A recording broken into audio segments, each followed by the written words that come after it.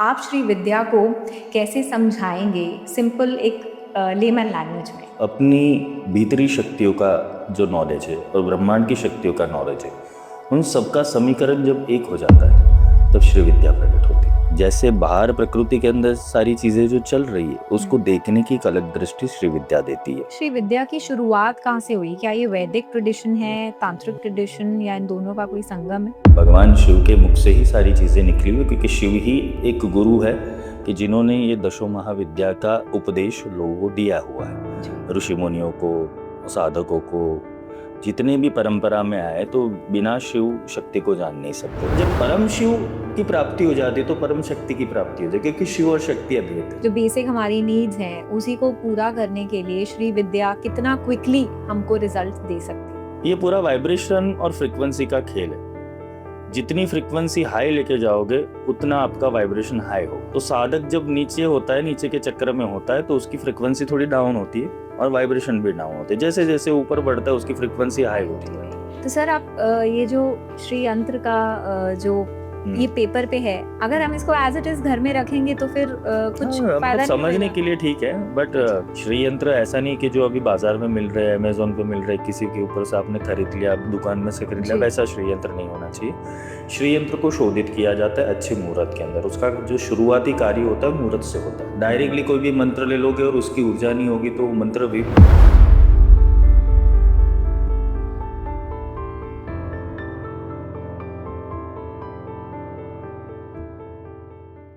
Hello everyone, नमस्ते। मैं हूं मुग्धा और स्वागत है आपका आज के एपिसोड में। आज का जो टॉपिक होने वाला है वो बहुत ही इंटरेस्टिंग होने वाला है। आज हम बात करेंगे श्री विद्या, श्री यंत्र, श्री चक्र पर, जिसपे बहुत ही कंफ्यूजन रहता है लोगों के बीच। तो आज श्री विद्या और श्री चक्र को हमें गहराई से समझाएंगे श्री व्यास जी, जो कि ब्रह्मास्त्र विद्या संस्थान से हैं।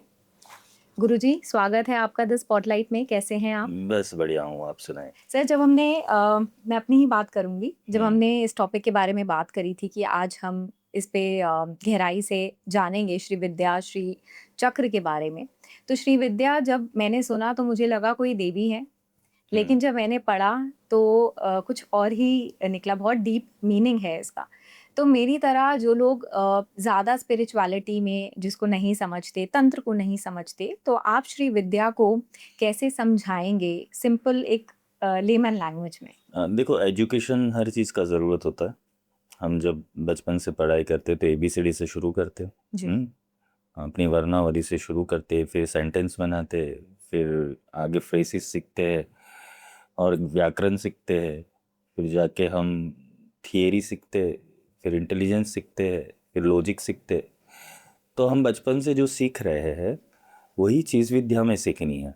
हमने उसको एक देवी का नाम दे दिया है। जैसे हम विद्या की देवी किसको कहते हैं? सरस्वती।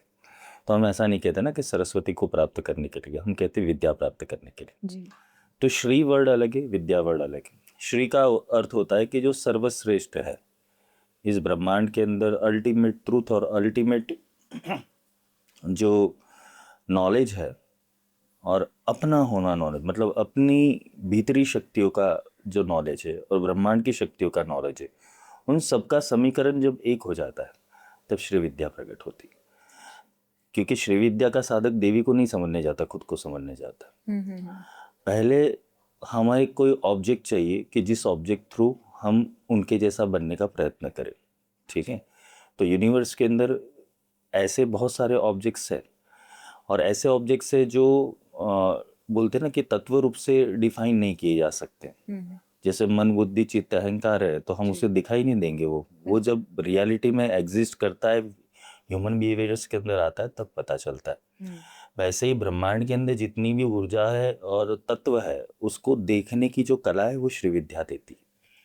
और श्री विद्या अपना आंतरिक परिवर्तन करना है। जैसे बाहर प्रकृति के अंदर सारी चीजें जो चल रही है उसको देखने की एक अलग दृष्टि श्री विद्या देती है। तो श्री विद्या मनुष्य को शिव समकक्ष बनाती है। जो भगवान शिव है वैसा तत्व वो साधक के अंदर उतरता है और अपने आप सारे नॉलेज प्रकट हो जाते। लेकिन शुरुआत अच्छे से हो तो अंत अच्छा होता है, लेकिन शुरुआत गड़बड़ हो तो अंत गड़बड़ है। तो वैसी ही चीज़ें आज के युग के अंदर साधना मार्ग में हो रही है, जहाँ पर एक तो आ गए हैं सोशल मीडियाज और पीडीएफ अब इजीली अवेलेबल है। तो जो टीचिंग कराने वाले गुरु है, गुरु परंपरा है, वो अवेलेबल नहीं, जिसके कारण हम श्री विद्या को केवल देवी मान रहे हैं, बट जी। It's a education system. तो एक साधना पद्धति है। ये पूरी साधना पद्धति है। जी, तो श्री इस विद्या में हम किसी देवी की पूजा करते हैं? हाँ, देवी, इसे देवता बोलते हैं। देवी तो हम लोगों ने उसको नाम दिया हुआ है, देवी और देव ऐसा नाम दिया। और अगर आप सारे मंत्रों की रचना देखें, उनके स्तोत्र की रचना देखें, तो वो ललिता देवी नहीं है, देवता है। ललिता देवता, बगलामुखी देवता, काली देवता। अच्छा। तो वो मस्कुलाइन और फेमिनिन एनर्जी के चक्कर में हम लोग उनको डिवाइड करते हैं, लेकिन वो ऊर्जा है, तो ऊर्जा का कोई जेंडर नहीं होता। जी। तो हम लोगों को यही समझना है कि यहाँ प्रकृति के अंदर सबसे सॉफ्ट जो स्वरूप है, ठीक है, वो माँ का स्वरूप। सबसे आशीर्वाद देने वाला जो स्वरूप है, करुणा रखने वाला स्वरूप है, ममता रखने वाले जी। स्वरूप है। तो माँ, पहले बच्चा अपनी माँ को ही पुकारता है, जी। ठीक है। तो हमने गॉडेस को या गॉड को माँ के रूप में देखने का प्रयत्न किया। पर जब हम थोड़े एडवांस बनते हैं बुद्धि से, तो माँ के अंदर क्या रहता है ना, वो पता चलता है, ठीक है। तो माँ क्या है, वो बाह्य स्वरूप है, लेकिन अंदर अंतर में देखने जाए तो वो भी एक मनुष्य है, जी। उसके अंदर देखने जाए तो वो भी एक आत्मा है, और उसके ऊपर देखने जाए तो वो परमात्मा है। तो वैसे ही श्री का जो तत्व है, जब शुरुआत के अंदर साधना मार्ग में कोई आता है तो विग्रह पूजा होती है, जी। यंत्र पूजा करते हैं, या तो देवी की आइडल की पूजा करते हैं। अच्छा। बट जैसे जैसे गुरुकुल परंपरा में वह आगे बढ़ता है, अगर साधना गुरुकुल परंपरा से हुई तो धीरे धीरे बहिरी याग से अंतर्याग में प्रवेश करता है और अपने भीतर ही वो देवी को प्राप्त करता है। हमारे भीतर ही ये सारी शक्तियाँ विद्यमान है। जी। वो गुरु खोलते, वो गुरु लॉक खोलते। जैसे जैसे आपका बल बढ़ेगा, शक्ति का बल बढ़ेगा, आपकी साधनाएं बढ़ेगी, आपका तेज बढ़ेगा, आपकी अवेयरनेस बढ़ेगी, वैसे वैसे गुरु अलग अलग प्रकार की दीक्षाओं में आपको ले जाते हैं। जी। तो सर्वप्रथम जो श्री विद्या है, वो श्री विद्या बाल रूप है, जिसे बाला कहते हैं। इसलिए भगवती के 4 स्वरूप बताए गए वहाँ पर, बाला, पंचदशी, षोडशी और ललिता। जो अल्टीमेट भगवती का स्वरूप है, जो सुप्रीम कॉन्शियसनेस जिसे कहते हैं, वो स्वरूप माँ ललिता का है। जो बोलते हैं ना कि यूनिवर्स की जो मदर है, वैसा हम लोगों ने उनको देखा हुआ है कि भाई यूनिवर्सल मदर है, ये ब्रह्मांड की माँ है, ब्रह्मांड को पैदा करने वाली। यही मैं आपसे पूछना चाह रही थी क्योंकि हिंदू धर्म में तो बहुत सी देवियां हैं, हाँ। माँ दुर्गा, माँ लक्ष्मी, माँ काली। तो हम श्री विद्या में सबसे ज्यादा ललिता त्रिपुर सुंदरी माँ को ही क्यों उच्च स्थान दिया गया है? अगर इस चीज़ को मैं थोड़ा विज्ञान की भाषा में आपको समझाऊंगा कि सुप्रीम इसलिए है क्योंकि जब कुछ नहीं बना था तब तो काली ही थी, जी। ब्लैकआउट था, ठीक है। तो वो काली देवी है, मतलब हम उनको अगर साइंस की भाषा में समझे तो वो ब्लैक जो है वो दिखता नहीं है हमें, बराबर है। तो काली का स्वरूप एकदम बोलते ना कि दिगंबर बताया हुआ है, काला बताया हुआ है। जी। तो हम वो स्वरूप से रूबरू नहीं हो पाते क्योंकि हमें हमारी जैसी चीजें चाहिए, जी। समझ में आ रहा है? तो श्री विद्या, और जब तारा स्वरूप आया, दूसरा स्वरूप आया, तो तारा भी ऐसा ही, वो आकाश वर्ण है, नीला वर्ण है, ठीक है। ये तीसरा स्वरूप आया जिसे प्रकाश कहते हैं ब्रह्मांड के अंदर। तो प्रकाश की अभिव्यक्ति जो है, मतलब इस संसार के अंदर, इस ब्रह्मांड के अंदर पूर्ण प्रकाशित प्रथम विद्या जो है वो श्री विद्या है। इसलिए श्री विद्या, काली तो एग्जिस्ट कर रही है, तारा भी कर रही है, लेकिन प्रकाश की जो देवी है, अगर सोचो कि हमारे आंखों के अंदर प्रकाश ना हो तो हम देख पाएंगे नहीं। सूर्य का प्रकाश ना हो तो पृथ्वी पर कुछ देख पाएंगे। तो ये प्रकाश की देवी है, इसलिए ब्रह्मांड का सर्जन भगवती के हाथों लिखा हुआ है। नॉलेज की देवी जो, और नॉलेज ज्ञान को दूर करती है। ज्ञान, जी। ज्ञान की भी देवी है और प्रकाश की भी देवी है। बिना ज्ञान तो प्रकाश भी नहीं मिलता है। जी। और गुरु का काम है कि भाई अंधकार में से उजाले में ले जाए, तो वो प्रकाश गुरु देता है, तब जाके ये विद्या शुरुआत होती है। जी। तो एक और चीज, अब थोड़ा सा इनकी हिस्ट्री समझते हैं। तो हाँ श्री जी। विद्या की शुरुआत कहाँ से हुई? क्या ये वैदिक ट्रेडिशन है, तांत्रिक ट्रेडिशन, या इन दोनों का कोई संगम है? तो वेद तो बाद में आए, सर्वप्रथम तो आगम आए, और आगम तंत्र ही है, जी। और भगवान शिव के मुख से ही सारी चीज़ें निकली हुई, क्योंकि शिव ही एक गुरु है कि जिन्होंने ये दशों महाविद्या का उपदेश लोगों को दिया हुआ है, जी। ऋषि मुनियों को, साधकों को, जितने भी परंपरा में आए तो बिना शिव शक्ति को जान नहीं सकते। तो बिल्कुल। पहले तो हमारा जो लेवल होना चाहिए वो शिव स्वरूप को समझना होना चाहिए। मतलब शिव निर्गुण निराकार है। जी। तो जो आत्मचिंतन में प्रवेश करता है तो उसे ही श्री विद्या समझ में आती है। तो श्री विद्या का ट्रेडिशन जो है वो तो जब से शुरुआत हुआ है, तभी ठीक है, से। जहाँ से भगवान शिव ने शुरू की ये सारी चीजें। शिव और सती के संवाद में भी श्री विद्या बताई गई है, अच्छा। शिव और पार्वती के संवाद में भी श्री विद्या बताई गई है। तो श्री विद्या का ट्रेडिशन बहुत पुराना है। और फिर धीरे धीरे साधक आए उसके अंदर। 12 प्रकार के संप्रदाय है उसके अंदर, अच्छा। 12 मत है। भगवती त्रिपुर सुंदरी को भजने के लिए 3 प्रकार के मार्ग है, हादी कादी और सादी मार्ग है। ठीक है, उनके मंत्र अलग है, उनकी चैतन्यता अलग है, मार्ग अलग है। कौल मार्ग, जो कौल मार्ग परंपरा है, उसके 2 मार्ग होते हैं, दक्षिण मार्ग और वाम मार्ग। हाँ, ये इसी में ही मुझे तो सिर्फ यही पता था। आप जो 3 बता रहे हो उसके बारे में इतना नहीं मुझे पता, समयाचार, दक्षिण और वाम। हाँ, समयाचार भी होता है, वामाचार भी होता है, कौलाचार भी होता है। अलग अलग ट्रेडिशन से इनकी साधना की जाती है। अच्छा। तंत्रराज तंत्र है, श्री विद्यार्णव तंत्र है, त्रिपुरा रहस्य, भगवान दत्तात्रेय ने परशुराम को ये विद्या दी थी। तो परशुराम कल्प सूत्र के अंदर ये विद्या का वर्णन मिलता है कि ये आदि अनादि विद्या है। मतलब इसका शुरुआत नहीं कोई कर सकता, क्योंकि प्रथम जब उपदेश मिला होगा तो शायद इस ब्रह्मांड की शुरुआत ही हुई होगी। जी। हम ऐसा समझते हैं, क्योंकि इसके जो ग्रंथ मिले हुए और जो इसके टेक्स्ट है वो बहुत पुराने हैं। कौन से ग्रंथों में इसका रेफरेंस है? तंत्रराज तंत्र, श्री विद्यार्णव तंत्र, परशुराम कल्पसूत्र, बहुत सारे आगम है, कुलार्णव तंत्र, एक और ज्ञान निर्णय है। तो बहुत सारे ऐसे ग्रंथ है। तो उस ग्रंथ के अंदर इसकी महत्वता बताई गई है। सबसे ज़्यादा रहस्य जो अगर पुराणों में देखा जाए, जो पुराण तो अभी अभी के है, तो पुराणों के अंदर ब्रह्मांड पुराण जो है, उसमें भगवती ललिता का सारा वर्णन, सारी लीला बताई गई है। ललितोपाख्यान करके एक आता है चैप्टर, जी जी उसके अंदर सारी चीजें बताई गई है भगवती के लिए। जी। तो इसके जो साधक हैं, जैसे अभी आपने अलग अलग मार्ग बताए, दक्षिण मार्ग और वाम मार्ग। तो ऐसा होता है कि अगर आप सात्विक तरीके से जाएं या तामसिक तरीके से जाएं, कौन सा फास्टर है वो सिद्धि प्राप्त करने का? सिद्धि प्राप्त करने के मार्ग तो तीनों ही हैं, ऐसा नहीं है। राजस से भी आप सिद्धि प्राप्त कर सकते हो, तमस से भी कर सकते हो, सात्विक से भी कर सकते हो। राजस is a mixture of mixture of सात्विक बोथ। both. राजस जैसे राजोपचार कहते हैं, वो थोड़ी एडवांस क्रिया होती है। तामसिक के अंदर पंचमकार आता है, जिसे मुद्रा, मैथुन, जी। मध्य, मत्स्य, मीन, ये जो भी चीजें हैं वो तामसिक करते हैं। उसमें आता है। लेकिन उसमें तमस जैसा कुछ नहीं होता। जैसे लोगों ने तामसिक की मेंटालिटी बना दी, वैसे तमस जैसा कुछ नहीं होता। वो ट्रेडिशन है, और उसे टेक्निकल फॉर्म के अंदर उसका उपयोग किया जाए, और कोई गुरु तुम्हें सिखाने वाला हो ये चीज, तो आप अच्छे से इस विद्या को तुरंत साध सकते हो। तो वाम मार्ग वो थोड़ा शॉर्टकट मार्ग है जी। विद्या को सिद्ध करने का। वो एरोप्लेन है, बाकी सब ट्रेन है, और पहुंचाएगी डेस्टिनेशन के ऊपर। जी। और कोई सात्विक परंपरा से चलना चाहता है, भाव भक्ति से चलना चाहता है, तब भी भगवती अनुग्रह करती है उनके ऊपर। ऐसा तो नहीं है कि जैसे जो सात्विक तरीके से या सात्विक मार्ग पे चलते हैं, उनके लिए बहुत देर से उनको चीजें प्राप्त होती हैं? देर से प्राप्त इसलिए होती है क्योंकि देखो, सात्विक इंसान के पास ज्यादा लॉजिक, भाव, ये सारी चीजें नहीं होती। केवल भाव होता है, भक्ति होती है, समर्पण होता है। तो वो उन चीजों को उस तरीके से प्राप्त करना पड़ता है। बराबर है। हमारे जीवन के अंदर अगर हमें योद्धा बनना है तो हमारे अंदर वीरता होनी चाहिए। जी। हमें लड़ाई करनी आनी चाहिए। कुछ ज़्यादा अच्छा नॉलेज लेना लेना होता है तो हमें इतना लॉजिक वाला बनना पड़ता है, इतना बुद्धिशाली बनना पड़ता है। तो जो ये ट्रेडिशन है, तो सात्विक परंपरा में क्या होता है कि बस जो पूजा पाठ पद्धति होती है वही होता है।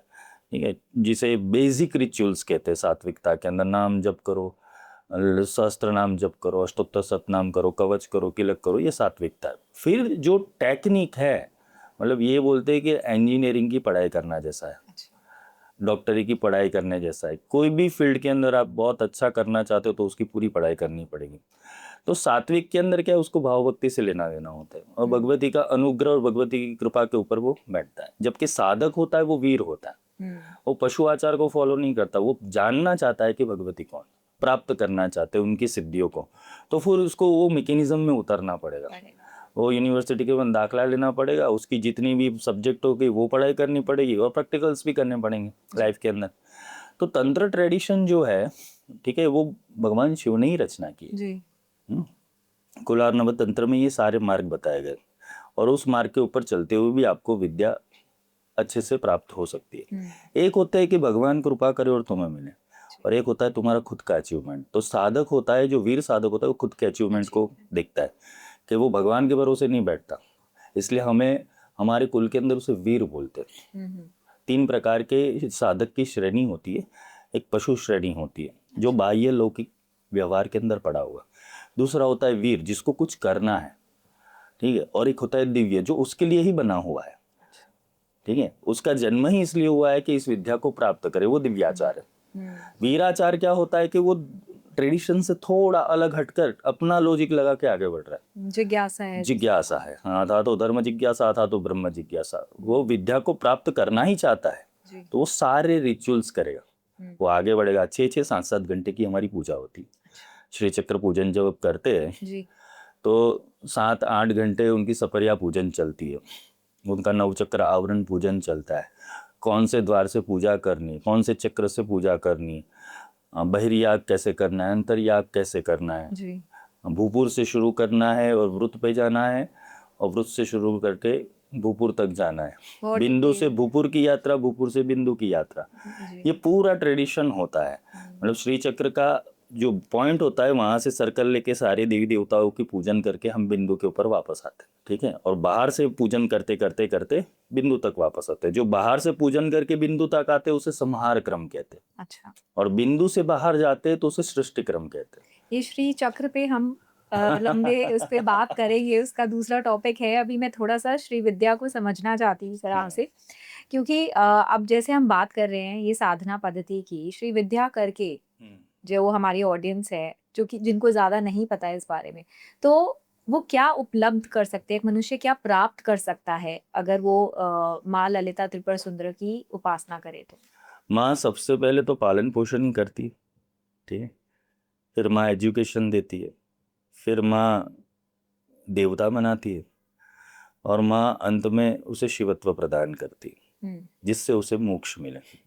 तो भगवती ललिता त्रिपुर सुंदरी की साधना से भोग और मोक्ष दोनों मिलते हैं। बस वो साधक की लायकात देखती है पहले कि ये कौन से कैटेगरी में आएगा, कि इसको बच्चा ही रहना देना है तो पालन पोषण करती रहेगी, उसका चक्र उसका पालन पोषण करता रहेगा। लेकिन साधक जब आगे बढ़ता है तो मोक्ष का रास्ता भी दिखाती है। क्योंकि जहाँ तक मुझे लगता है कि मोक्ष तक पहुँचने के लिए इट्स वेरी डिफिकल्ट, क्योंकि वो पूरी जर्नी तय करना एक साधक के लिए मुश्किल भी होता है, क्योंकि बाहर की जो माया है वो ऐसा उसका प्रबल जाल है कि वो अपनी तरफ ही उसको अट्रैक्ट कर देता है। तो वैसी बुद्धि, एकदम दृढ़ बुद्धि वाला साधक बहुत ही मुश्किल है आज की डेट में, जिसके लिए मुझे लगता है कि गुरु बहुत ज़रूरी है एक मार्गदर्शन देने के लिए। लेकिन मैं आपसे पूछना चाहती हूँ, हाउ इजी इट इज़ कि आप जैसे आपने बोला भोग से मोक्ष तक प्राप्ति कर सकते हैं श्री विद्या के द्वारा?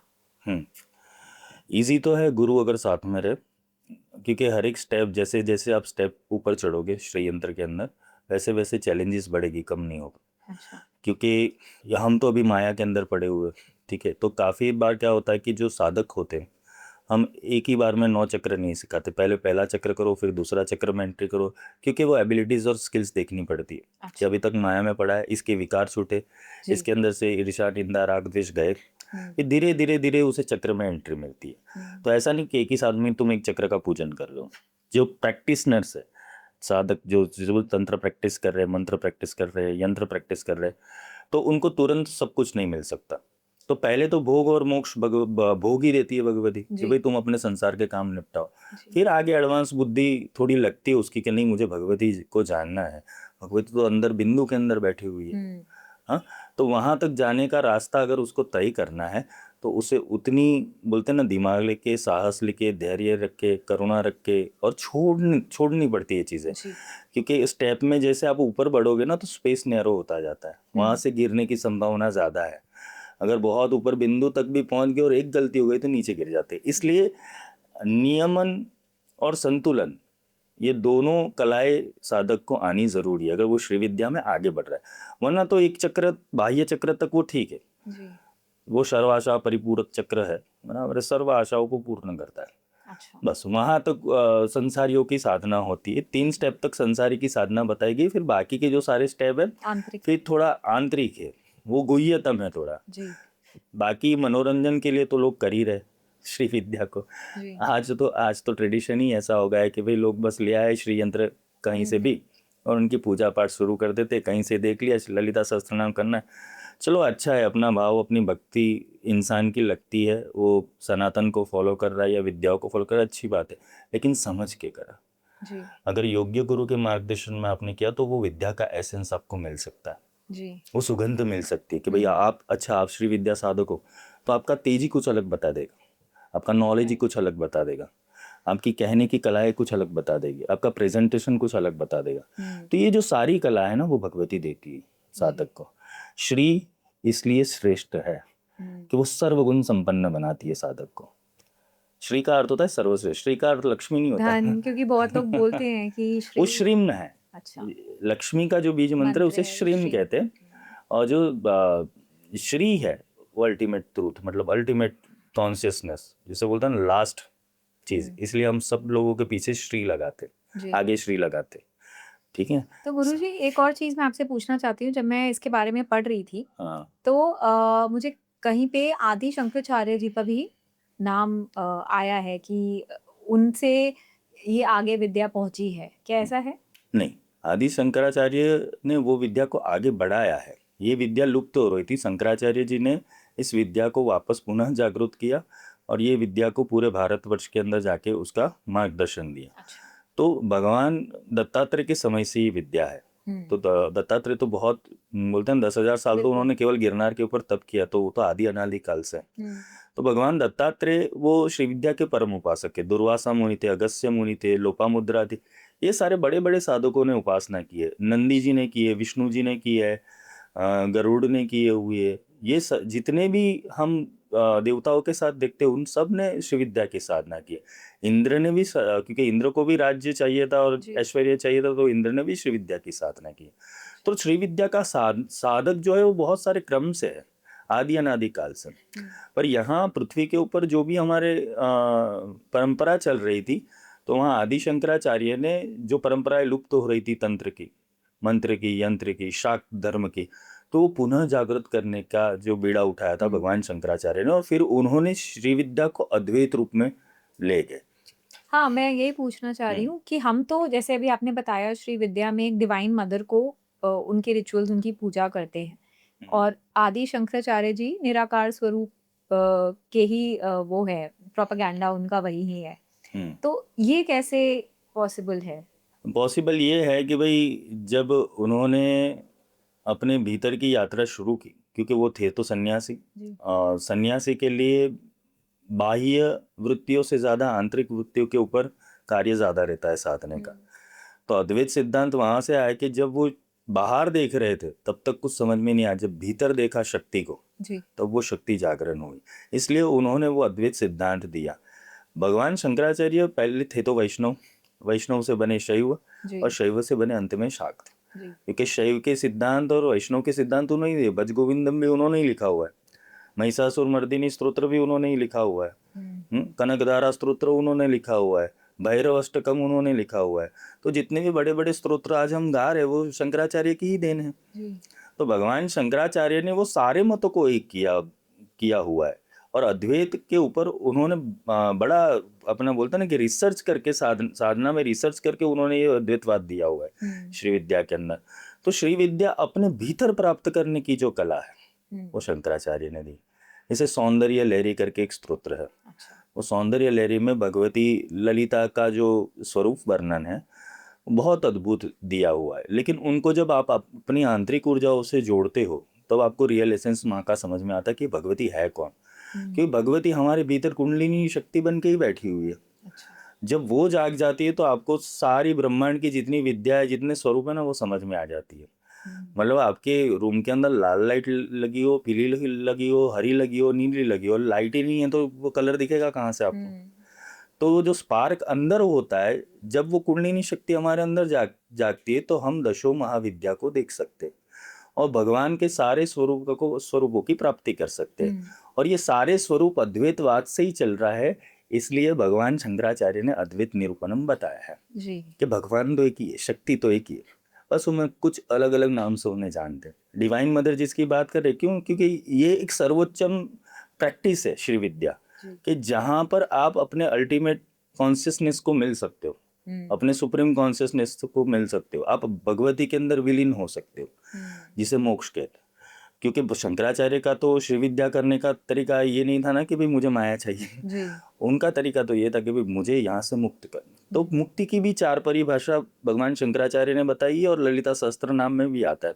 जी कैवल्य, जी सारूप्य, सामीप्य और सायुज्य, ये 4 प्रकार की मुक्ति होती है। अच्छा, ये भी लोगों को नहीं पता। इनको आप जरा थोड़ा थोड़ा सा बताएंगे? सारूप्य मुक्ति के अंदर क्या होता है?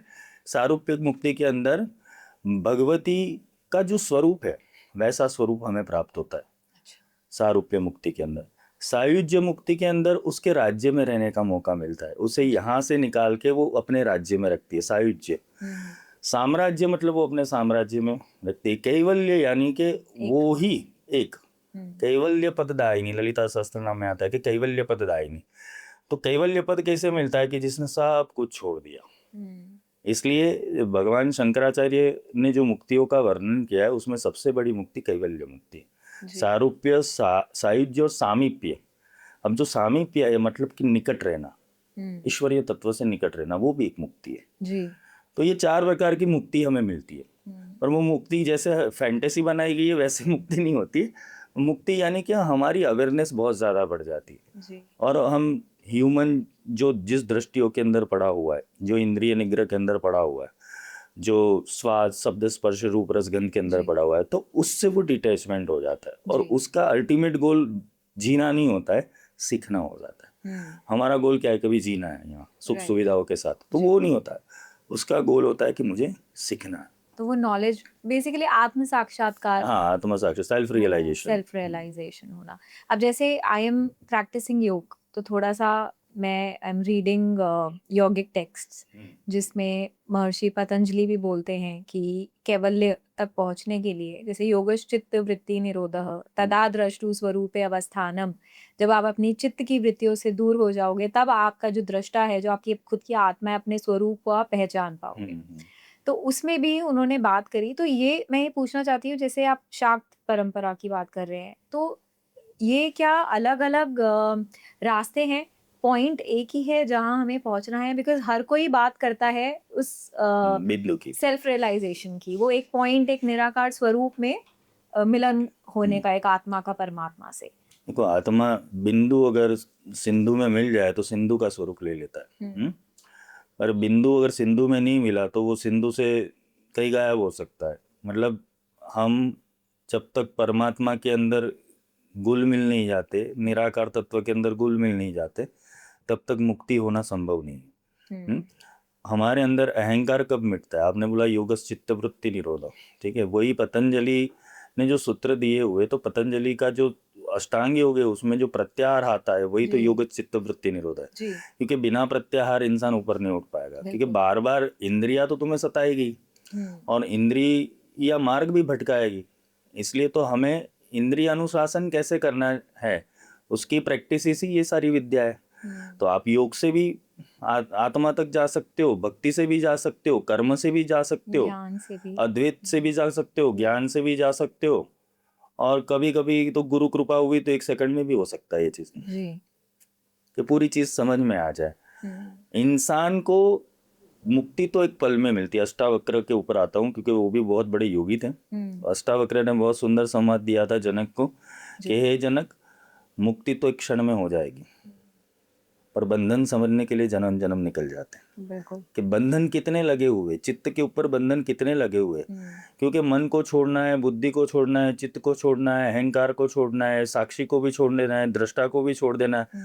फिर जो कुछ नहीं रहता है वो परम शिव रहता है। जी क्योंकि परम शिव ना खाली होता है ना भरा होता है, वो अपनी अवस्था में लीन होता है। यही श्री विद्या सिखाती है। श्री विद्या यहाँ तक ले जाती है, परम शिव तत्व तक ले जाती है। और जब परम शिव की प्राप्ति हो जाती है तो परम शक्ति की प्राप्ति हो जाती है, क्योंकि शिव और शक्ति अद्वैत है। जी जी तो ये यात्रा है एक साधक की।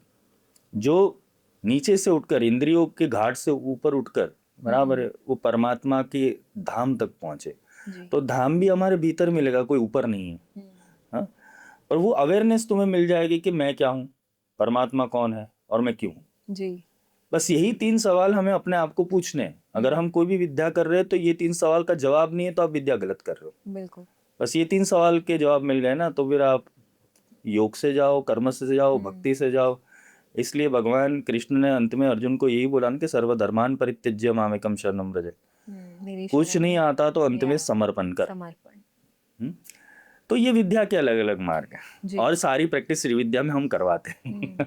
तो अभी गुरुजी, अब हमारी इतनी ऑडियंस, सभी के मन में तो ये विचार नहीं आएगा हाँ, हाँ। कि मुझे हमें सेल्फ रियलाइजेशन करना है या मैं कौन हूँ, आत्मा एंड ऑल। हम जो बेसिक अपने इस माया में फंसे हुए हैं, जो बेसिक हमारी नीड्स हैं, उसी को पूरा करने के लिए श्री विद्या कितना क्विकली हमको रिजल्ट दे सकती है? जितना आप क्विक हो, अच्छा, मतलब जितनी आप अब साधना करेंगे नहीं उतना जल्दी। आप कितना क्विक हो वो चीज को जल्दी समझ लेने के लिए तुरंत अच्छा। मिल जाती है। अच्छा। खोजी हो तो तुरंत मिल जाओ पल भर की तलाश में। तो श्री विद्या के अंदर भगवती पहले क्या करती है, पुराना कचरा निकालती है। क्योंकि जो चक्र है वो चक्र एक क्लॉक वाइज चल रहा है, कैंटी क्लॉक चल रहा है, क्लॉक कैंटी क्लॉक, इस तरीके से सारे चक्रों का निरूपण है। तो पहले तो सर्वसम्मोहन चक्र से ही सारी चीजें शुरू होती है। तो सर्वसम्मोहन चक्र जब घूमता है तो साधक जब साधना में आता है तो उसके आसपास की जो चीजें होगी ना भगवती दूर कर देगी पहले, अननेसेसरी चीजें। तो ये हम श्री चक्र की अब श्री बात कर चक्र रहे नहीं, मैं आपको आपने बोला ना कि हैं। कैसे क्विकली रिजल्ट देते हैं? क्विकली रिजल्ट दे, तो पहले तो अननेसेसरी जो चीजें की ना बंद करवा देगी। आपका थॉट प्रोसेस चेंज कर देगी, आप फोकस हो जाओगे ज़्यादा, आपके वाइब्रेशन हाई हो जाएंगे और आपका मैनिफेस्टेशन पावरफुल हो जाएगा कि आपने बस सोचा और होने लगा ये चीज़। आपके कोई काम रुके थे तो बस आपने सोच लिया कि ये काम इस तरीके से हो जाना चाहिए, हो जाएगा। तो ये पहले जो श्री विद्या के अंदर चीज़ आती है, मतलब जो पहला स्वरूप है भगवती का बाला है। अच्छा। तो बाला का अर्थ होता है बल देना। अगर आपके अंदर बल ही नहीं तो आप कुछ नहीं कर पाओगे। तो साधना का जो प्रथम क्रम है इसे महागणपति कहते और बाला कहते। तो महागणपति से मनुष्य के अंदर अच्छे गुण प्रकट होते हैं, क्योंकि गुणवान ही नहीं होगा तो ज्ञान कहाँ से चढ़ेगा। तो पहले गुणवान बनाते हैं, फिर गुणवान से उनके अंदर बल पैदा किया जाता है। ठीक है, गुण से बल पैदा होता है। जैसे ही कहते हैं जय हनुमान ज्ञान गुण सागर, वो बल भी आ जाता है। तो बाला विद्या से ही, बाला और महागणपति साधना से मनुष्य के अंदर अच्छे गुण बल प्रकट होने के बाद वो उस विद्या को तुरंत कार्य करने की, जो बोलते हैं ना कि वो इम्प्लीमेंटेशन आ जाता है कि भाई अब ये चीज़ें कैसे कार्य करेगी, या मैनिफेस्टेशन कैसे कार्य करेगा, मैं इस चीज़ों को कैसे देखूंगा, कैसे चलाऊंगा, कैसे ऊर्जा दूंगा, कैसे अपनी ओर आकर्षित करूंगा। और रियल में अच्छा साधक और अच्छा प्रैक्टिशनर हुआ तो उसे कुछ करने की जरूरत नहीं, वो जहां पर बैठेगा अपने आप सारी चीजें हो जाती है। ये पूरा वाइब्रेशन और फ्रीक्वेंसी का खेल है। जितनी फ्रीक्वेंसी हाई लेके जाओगे उतना आपका वाइब्रेशन हाई होगा। तो साधक जब नीचे होता है, नीचे के चक्र में होता है, तो उसकी फ्रीक्वेंसी थोड़ी डाउन होती है और वाइब्रेशन भी डाउन होते हैं। जैसे जैसे ऊपर बढ़ता है उसकी फ्रीक्वेंसी हाई होती जाती है। और बिंदु के ऊपर जो तत्व बैठे हुए से कामेश्वरी और कामेश्वर कहते हैं। भगवती ललिता का एक स्वरूप है जो पूर्ण स्वरूप, उसे कामेश्वरी कहते हैं, और भगवान शिव का जो पूर्ण स्वरूप है उसे कामेश्वर कहते हैं। तो दोनों का युगल वहाँ आदिशक्ति रूप में अपनी मैथुन क्रिया के अंदर लीन है। ठीक है, तो वहां से पूरा ब्रह्मांड संचालन हो रहा है। ठीक है, तो देवी उसी स्वरूप में वहां पर बैठी हुई है। ठीक है, तो वहां से ही पूरे ब्रह्मांड का विस्तार होता है, प्रकट हो रहा है। अभी नीचे नीचे जिसे स्टेप जाएंगे तो वहां जितने भी देवता है, जितनी भी योगिनी शक्ति है, जितनी भी चक्रेश्वरिया है, तो उन सबको वाइब्रेशन बिंदु से ही मिलता है। तो साधक की यात्रा पहले योगिनी से लेकर, चक्रेश्वरी से लेकर, गुप्त सिद्धियों से लेकर, फिर जाके अल्टीमेट ट्रूथ के ऊपर आती है। देने में तो सारी चीजें समर्थ है श्री विद्या। तो अभी जैसे आपने बोला कि बाला है, उसके ऊपर फिर कौन सी साधना है? बाला के ऊपर आएगी, फिर क्रम अलग अलग आते हैं इसके अंदर के। वाराही आती है, भगवती वाराही का पूजन आता है, फिर मातंगी आती है, पूरा मंडल है। महागणपति, बाला, वाराही, मातंगी, श्यामला, ये सारा मंडल है। उसके बाद आती पंचदशी, नेक्स्ट स्टेप आती है पंचदशी। पंचदशी के बाद आती है षोडशी, षोडशी के बाद आती है ललिता, फिर वो बाद आती है महाभट्टारिका, महाषोडशी अवस्था आती है। तो जैसे जैसे दीक्षा क्रम में आगे वो बढ़ता है, ठीक है, तो 12 साल तो लगते हैं पूर्ण अभिषेक यानी कि एक डिग्री प्राप्त करने के लिए श्री अच्छा। विद्या के अंदर 12-15 साल निकल जाते हैं। तुम्हारी प्रैक्टिस कितनी है, तुम्हारी साधना कितनी है, क्योंकि ये पूरी एक यूनिवर्सिटी है अपने अंदर। मतलब एक जन्म में पॉसिबल नहीं है। हो सकता है, गुरु कृपा हो तो सब हो सकता है। जी। गुरु कृपा हो तो 7 साल में भी सीख सकते हो। अच्छा। कुछ बच्चे एडवांस होते हैं जिसका बुद्धि तत्व बहुत जागरूक होता है, वो जल्दी प्राप्त कर लेते हैं। पर मेरी गणना इतनी है कि कम से कम 12 साल तो इंसान को लगाने चाहिए प्रॉपर साधना सीखनी हो तो। सर अब आते हैं श्री चक्र पर, क्योंकि बहुत लोग अपने घर में श्री यंत्र रखते हैं और प्रॉस्पेरिटी के लिए कहते हैं धन मिल जाएगा। तो सबसे पहले हम समझते हैं कि ये श्री चक्र असल में है क्या? श्री चक्र जो है एक यंत्र है, एक मैकेनिज्म है। वो यंत्र का काम क्या है? चीज़ों को आसान कर देना। हमारे आसपास जितने भी इंस्ट्रूमेंट है वो यंत्र ही है, जी। हमारे जीवन को आसान कर देता है। जो हम गाड़ी खरीद रहे, साइकिल खरीद रहे या प्लेन में भी बैठ रहे, वो यांत्रिक प्रक्रिया तो है, ठीक है। वो यंत्र एक टेक्निक से चल रहा है, उसे तंत्र कहते हैं। तो यंत्र इसलिए ज़रूरी है और यंत्र जीवन के अंदर इसलिए समझना चाहिए कि हमारी चीज़ें बहुत आसान कर देता है वो।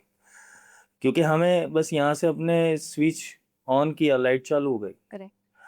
अगर सही टेक्निक लगाई है, अंदर का तंत्र सही है, तो यहाँ से स्विच दबाओ, लाइट शुरू हो जाएगी। तो यंत्र इतना फास्ट काम करता है। तो ये श्री यंत्र और श्री चक्र जो है श्री विद्या से कैसे कनेक्टेड है? हर एक विद्याओं के अलग अलग चक्र है। एक्चुअली जो श्री यंत्र होता है वो देवी का शरीर है। अच्छा। जैसे हमारा शरीर भी चक्रों से बना हुआ है, जी। ठीक है, हमारे शरीर में भी 7 चक्र है। तो वो 7 चक्र का जो मैकेनिज्म है उसका ही सिंबल बाहर श्री यंत्र है। अच्छा, जो कहते हैं कि श्री यंत्र पूरा यूनिवर्स का ब्लूप्रिंट है। ब्लूप्रिंट है, जो हमारे अंदर बैठा हुआ है उसका ही ब्लूप्रिंट बाहर है। बस उसको देखते देखते समझना है हमको कि हमें भी वो बिंदु की यात्रा करनी है। तो धीरे धीरे करके एक एक चक्र, जैसे श्री यंत्र जागृत श्री यंत्र है, आप उनके सामने बैठोगे तो आपके जो 7 चक्र है उसको भी ऊर्जा मिलती जाएगी। अच्छा। और आपको भी अलग प्रकार के वाइब्रेशन के अंदर श्री यंत्र लेके जाता है। इसलिए श्री यंत्र की साधना करने से जल्दी सिद्धियां मिल जाती है, जल्दी मनोकामनाएं पूर्ण हो जाती है। जो भी छोटे मोटे प्रॉब्लम्स होते हैं वे श्री यंत्र की साधना से आसानी से निकल जाता है। बशर्ते श्री यंत्र प्रॉपर होना चाहिए। मैं बोला मैकेनिज्म सही है तो काम सही होगा। तो श्री यंत्र कितने प्रकार के होते हैं, किस धातु से बने होते हैं? श्री यंत्र ज़्यादा जो पुरानी हमारी जो परंपरा है उसके अंदर श्री यंत्र निर्माण जो राजा महाराजा करवाते थे वो तो सुवर्ण में ही करवाते थे। अच्छा। क्योंकि सुवर्ण ज़्यादा एनर्जी कंडक्ट करता है। अच्छा। एनर्जी कंडक्टर है। फिर आता है चांदी और अंत में आता है ताम्र। अभी काफ़ी समय से धातुओं का जो है बाजार आपको भी पता है कि बहुत हाई गया हुआ है, तो हर कोई लोग वो चीज़ अफोर्ड नहीं कर पाते। तो लेकिन प्रॉपर धातु, अच्छी धातु हो, चाहे वो तांबे का हो या पंच धातु का हो। अगर आपके पास ज़्यादा भगवान ने सुविधा दी तो चांदी का बनाओ, और ज़्यादा दिए तो सोने का बनाओ। तो धातु इतनी है। उसके प्रकार 3 प्रकार है।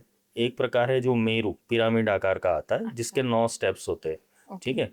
वही 9 स्टेप का जो अंकलन है और अंकित किया हुआ है, वो उसका ज्योमेट्री जो है वो भ्रूपृष्ठ के ऊपर आ जाता है, पेपर के ऊपर आ जाता है, और उसका ही 3D वर्जन मेरू बन जाता है। अच्छा। और एक दूसरा यंत्र आता है जिसे कुर्म पृष्ठ यंत्र कहते हैं, जो कछुए की पीठ के ऊपर श्री यंत्र बैठा होता है। अच्छा। वो कुर्म पृष्ठ होता है। तो साधकों को अगर सच में जो साधना करना चाहता है तो उनके पास 2 यंत्र होने चाहिए, मेरू और भ्रूपृष्ठ, क्योंकि चक्र पूजन भी करना है और अभिषेक भी करना है। और सामान्य गृहस्थ इंसान के लिए सामान्य श्री चक्र जो भ्रूपृष्ठ होता है वो इनफ है, पर्याप्त है। अच्छा। और घर में ज्यादा एनर्जी बढ़ानी है आपको, वास्तु दोष ज्यादा है, गृह दोष ज्यादा है, कोई काम रुके हुए, तो फिर मेरू के साथ जाओ आप। अच्छा। वो प्रॉपर पूजा पद्धति उसकी सीखनी चाहिए इंसान को, अगर कैसे मेरू वाला रख रहे हैं, क्योंकि मेरू लोग तो पेपर पे ही जो प्रिंटेड होता है लोग तो वही रख देते हैं, ये समझते हैं कि धन आ जाएगा। क्या नहीं, पेपर वाला को भी धन नहीं देता है, नहीं देता है, धातु ही होनी चाहिए। अच्छा, धातु ही होना चाहिए। पेपर वाला कभी धन नहीं देता है। वो एक हमारा माइंडसेट है कि भाई ये हम पूजा कर रहे हैं, लेकिन पेपर वाला कभी भी धन नहीं देता है। ठीक है, आप ज्योमेट्री समझने के लिए उसको सामने रख सकते हो, बट वो इफेक्टिव नहीं होता है। हाँ, भोजपत्र के ऊपर काम्य प्रयोग होते हैं। भोजपत्र के ऊपर श्री यंत्र जब बनाया जाता है तो वो काम्य प्रयोग में जाता है। तो ज़्यादातर श्री यंत्र अगर आपको पूजा करनी है और उससे कुछ आपको हासिल ही करना है तो धातु के यंत्र ही अच्छे। स्फटिक के आते हैं, माणिक्य के आते हैं, नीलमणि के बनते, अलग अलग प्रकार के जो हमारे जैसे गुरु का नंग है, ठीक है, तो उस नंग के पत्थर का जो वो होता है उसमें भी श्री यंत्र बनता है, स्फटिक में भी बहुत अच्छा बनता है। और वो क्या है, वो अलग अलग प्रकार के काम्य प्रयोगों के लिए। अच्छा, जैसे किसी को अगर से कोई हेल्थ इशू है, उसका अलग यंत्र होएगा, जो मतलब जो धातु होएगी उसकी अलग होएगी। नहीं है, एक ही यंत्र के अंदर सब काम होता है, अच्छा। लेकिन उसका संपुट अलग अलग यंत्रों से किया जाता है। जैसे आप श्री यंत्र रखते हो तो साथ में महामृत्युंजय यंत्र रखो हेल्थ के लिए। अच्छा। आपको ज़्यादा प्रॉस्पेरिटी चाहिए और ज़्यादा स्पीड में पैसा चाहिए, जीवन के अंदर समृद्धि ज़्यादा स्पीड में चाहिए, तो कनक धारा रखो साथ में। अच्छा। अगर आपके शत्रु ज़्यादा है और आपकी कंपटीशन ज़्यादा है तो उसके साथ बगलामुखी रखो। ठीक है, और आपका जो इम्पॉसिबल काम है उसको पॉसिबल करना है फास्ट वे के अंदर, तो उसके साथ नरवान यंत्र रखो, दुर्गा विसा यंत्र जिसे बोलते हैं। तो ये संपुट है यंत्रों के साथ। एक यंत्र के साथ दूसरा यंत्र इसलिए जोड़ा जाता है कि जो स्पेसिफिक कार्य करने हैं उसको जी। गति मिले। गति मिले। तो सर, ये जो यंत्र के अंदर आपके सर्कल्स हैं, जो ज्योमेट्रिकल डायग्राम्स हैं, ट्रायंगल है, तो ये क्या सिग्निफाई करता है? इसका कोई डीपर मीनिंग है इनका? ये डीपर मीनिंग तो मतलब ये पूरा यूनिवर्सिटी का ज्ञान यही है हमारा, कि यंत्र को समझो है क्या। ठीक है, तो हमारी श्री यंत्र का शॉर्टकट आपको थोड़ा समझा देता हूँ कि हमारी 5 इंद्रियां है, 5 इंद्रिय के 5 तन्मात्रा है, जिसे शब्द स्पर्श रूप जी। रस गंध कहते हैं। जी। तो शक्ति 5 तन्मात्राओं से चलती है। इंसान की सारी ऊर्जा 5 तन्मात्रा से ही चलती है। वो अच्छा स्पर्श करना चाहता है, अच्छा गंध करना चाहता है, जी। अच्छा स्वाद लेना चाहता है, वो सारी चीज़ें अच्छी बुरी जो भी अनुभव करता है वो तन्मात्राओं से करता है। तो वो एनर्जीज नीचे जा रही है। हम्म, इसे 5 शक्ति त्रिकोण कहते हैं। अच्छा। समझ में आ रहा है? और मन, बुद्धि, चित्त और अहंकार जो आंतरिक है हमारे, जो उसका बोलते हैं ना कि हम उसे बाहर दिखा नहीं सकते, वो आंतरिक है, हमें ही समझ में आएगा जी। मैकेनिज्म। तो उसकी ऊर्जा ऊर्ध्व है, वो शिव है। ठीक है, ये 5 तन्मात्रा और 4 मन चतुष्ट है, जब एक हो जाते हैं जी। तो पूरा 9 चक्र वाला सिस्टम रेडी होता है हमारे शरीर के अंदर, उसे ही श्री यंत्र कहते अच्छा, तो इसी को ही हम जैसे बोलते हैं कुंडलिनी जागृत हैं। करना, हाँ। जब शिव शक्ति का यहाँ मिलन होता है हम्म आपके आज्ञा चक्र में, उसी हम्म को ही हम हम्म। कहते हैं ये। यही बिंदु है, जी। यहाँ ये बिंदु है और यहाँ गुरु पादुका होती है। हम्म। ठीक है, तो यहाँ से संचार होता है, हमारी जो ऊर्जा होती है वो नीचे की ओर जा रही है। जी। ठीक है, जब वो ऊर्जा ऊपर की ओर आ जाए, होती है। ठीक है, और यहाँ पर हम केंद्रित हो जाते, जी। तो यहाँ पर ही शिव शक्ति का मिलन, यानी कि आज्ञा चक्र में उनका मिलन हो जाता है। ठीक है, तो यहाँ अगर इंसान पहुंच गया तो आत्म साक्षात्कार कर सकता है, और यहाँ अगर पहुंच गया तो बाहर निकल सकता है। जी। इसे मोक्ष कहते हैं। जी। तो श्री यंत्र, सबसे पहले हम अपनी ऑडियंस के लिए थोड़ा इसको सिंप्लीफाई कर देते हैं, क्योंकि सभी को मोक्ष नहीं चाहिए। तो सर, आप ये जो श्री यंत्र का जो ये पेपर पे है, अगर हम इसको एज इट इज घर में रखेंगे तो फिर कुछ हाँ, मतलब फायदा नहीं समझने होएगा? के लिए ठीक है, बट अच्छा। प्रॉपर उसका, धातु की ही रखनी चाहिए। हाँ, उसको बना के ही रखनी चाहिए। दूसरी बात है कि बनाने का एक अलग तरीका है। श्री यंत्र ऐसा नहीं कि जो अभी बाजार में मिल रहे हैं, अमेजोन पे मिल रहे हैं, किसी के ऊपर से आपने खरीद लिया, दुकान में से खरीद लिया, जी। वैसा श्री यंत्र नहीं होना चाहिए। श्री यंत्र को शोधित किया जाता है अच्छे मुहूर्त के अंदर। उसका जो शुरुआती कार्य होता है मुहूर्त से होता है। नक्षत्र देखने पड़ते हैं, योग देखना पड़ता है, करण देखना पड़ता है, कौन से तिथि के ऊपर है, कौन से वार के ऊपर है, ये सारी चीजें देखनी पड़ती है। अच्छा। और साधक को सूट होगा कि नहीं, पहले अगर वो साधक की कुंडली देखनी पड़ती है कुंडली देखनी पड़ती है, और कुंडली देख के पता करते हैं कि कौन से स्थान के ऊपर इसका श्री यंत्र रखा जाए तो उसको प्रॉस्पेरिटी देगा। उसके जीवन में कौन कौन सी चीजों का अभाव है, उसका प्रोग्रामिंग करके, मंत्र का प्रोग्रामिंग करके वो यंत्र में डाला जाता है। तो पहले तो जो हमारा सबसे अच्छा नक्षत्र आता है गुरुपुष्य, गुरुपुष्य, रविपुष्य, मंगल, अश्विनी, शनि, रोहिणी, ये सिद्ध योग हो गए।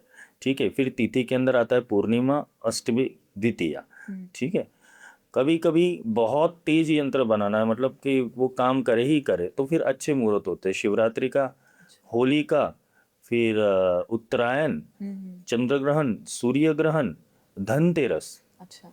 और सबसे जो पावरफुल यंत्र बनते हैं वो अक्षय तृतीया के अंदर बनते हैं, जो अतुलित धन देता है। तो जब ये मुहूर्त आता है तभी यंत्र निर्माण करे, और अच्छी धातु से करे, उसका ज्योमेट्री अच्छा होना चाहिए, उसका गोल्डन रेशियो ठीक होना चाहिए, और उसके जो स्टेप्स होते हैं वो प्रॉपर होने चाहिए। तो ये सारी चीजें क्या है कि अभी तो बाजार में एक टाइम में से सारी चीजें बन जाती है, तो जिसके कारण होता है क्या कि आपको प्रॉपर ज्योमेट्री मिलती नहीं, जी। जिसके कारण मैकेनिज्म सेट ही नहीं हो रहा है। वो कितना भी मंत्र जप कर रहा है वो उसे फल ही नहीं दे रहा है, क्योंकि धातु भी अच्छी नहीं है। जी। आज ज्यादातर जो श्री यंत्र मिल रहे हैं बाजार के अंदर वो निकल के मिल रहे हैं, जी। उसके ऊपर गोल्डन डिको लगाया जाता है और हर कोई चाहे वो हमारे घर में श्री यंत्र का, वो कितनी भी बार पूजा कर ले वो बोलेगा नहीं। दूसरा, जब ये तैयार हो जाता है यंत्र, फिर यंत्र तैयार करने के बाद उसके अंदर प्राण प्रतिष्ठा की जाती है। अच्छा। वो उसके अंदर एनर्जीज बिठाई जाती है, जितनी भी देवियाँ है, जितनी भी सिद्धियाँ है, जितने भी योगिनियाँ है, चक्रेश्वरी, वो सबका पूजन करके एक बार प्रॉपर पूजा देनी पड़ती है श्री यंत्र की। फिर जाके अब आप अपने घर में उसको स्थापित करो तो वो एक्टिवली बोलते हैं ना कि प्रोसेस में आएगा, वो एक्टिवली आपके लिए काम करेगा। लेकिन आपने जस्ट बाहर से लाया, चित्र रख दिया, लेकिन अंदर बोलते हैं ना कि सॉफ्टवेयर इंस्टॉल नहीं किया, तो केवल हार्डवेयर है आपके पास। क्योंकि अमेज़न पे तो बहुत ही बिकते हैं ये तो। हाँ, नहीं, लोग ऐसे ही ऑनलाइन ऑर्डर कर देते हैं या किसी से मंगवा, उनको पता ही नहीं है कि कौन से मुहूर्त में, ये तो मैं आपसे अभी जान रही हूँ कि कोई मुहूर्त भी होता है इसको बनाने का, प्रॉपर नक्षत्र है तभी ये फलदायी होएगा। तो श्री यंत्र अगर प्रॉपर पद्धति से बनाया जाए तो मैं तो बोलता हूँ कि सारे धन के द्वार खोल देता है। अच्छा, और आप श्री यंत्र बनाते भी हाँ, हैं और देते भी हैं? हमारी जो संस्था है वो साल में 2-3 ऐसे मुहूर्त होते हैं, जैसे अक्षय तृतीया हुई, शिवरात्रि हुई और धनतेरस हो गई। इसके ऊपर हम श्री यंत्र बनाते हैं और बाकी जो दूसरे मुहूर्त मुहूर्त मैंने बताया उसके अंदर हम बगलामुखी है, विसो है, महामृत्युंजय, अच्छा, वो सारे यंत्र बनाते हैं। जो साथ में उनके हाँ, जो वो करते हैं, हमारे वहाँ जितना भी यंत्र की पद्धति है वो प्रॉपर प्राण प्रतिष्ठा करते हैं हम, अच्छे मुहूर्त में बनता है, अच्छी धातु से बनता है पूरा। हम एक यंत्र बेचने के लिए नहीं बनाते, हम यंत्र को आपके घर पे भगवती साक्षात पहुंच रही है वो हम फील देते हैं, क्योंकि हमें इतनी बड़ी पूजा देनी पड़ती है, हमें राजोपचार पूजा देनी पड़ती है भगवती को। तो ये पूरे जो वीडियोस है मेरी जो संस्था की चैनल है आपको मिल जाएंगे उसके ऊपर कि कैसे पूजन होता है पूरे श्री यंत्र का। अच्छा, और ये श्री यंत्र को रखने के कोई रूल्स भी होते हैं घर में कि किस डायरेक्शन में रखना हाँ, चाहिए, क्या रूल्स करना होता है। चाहिए? जहाँ जहाँ एनर्जी का बहुत लेकिंग होता है ना, जहाँ एनर्जी डाउन लग रही है तो वहाँ प्रॉपर उसका स्थान होता है। अच्छा। हर लोग क्या करते हैं कि भाई उत्तर कोने में रख दो, ईशान में रख दो। अगर आपको लक्ष्मी ही चाहिए जीवन के अंदर तो श्री यंत्र को अग्नि कोने में रखो, अच्छा। तो अग्नि तत्व जागृत होगा उससे। आपको यश वर्धन करना है, कीर्ति प्राप्त करनी है, सिद्धियां प्राप्त करनी, तो पूर्व दिशा में रखो। धन के स्थान के देवता कुबेर है, अगर आपने वहां श्री यंत्र देखा तो आपका धन बढ़ेगा। अच्छा। आपका व्यवसाय बढ़ाना है, आपका मार्केटिंग फील्ड है, आपका व्यवसाय का फील्ड है, कोई ऐसी क्रिएटिविटी वाली फील्ड है आपकी कि जिसमें आपको आगे बढ़ना है, तो आप पश्चिम द्वार के ऊपर यंत्र रखो। तो ये पूरा संकुल होता है कि कहाँ कहाँ यंत्र रखा जाता है। वो गुरु डिसाइड करता है, जब उसको यंत्र देता है और उसकी प्रॉब्लम्स जो होती है वो समझने के बाद उसको बोला जाता है कि आप इस कोने के अंदर आपका यंत्र रखो।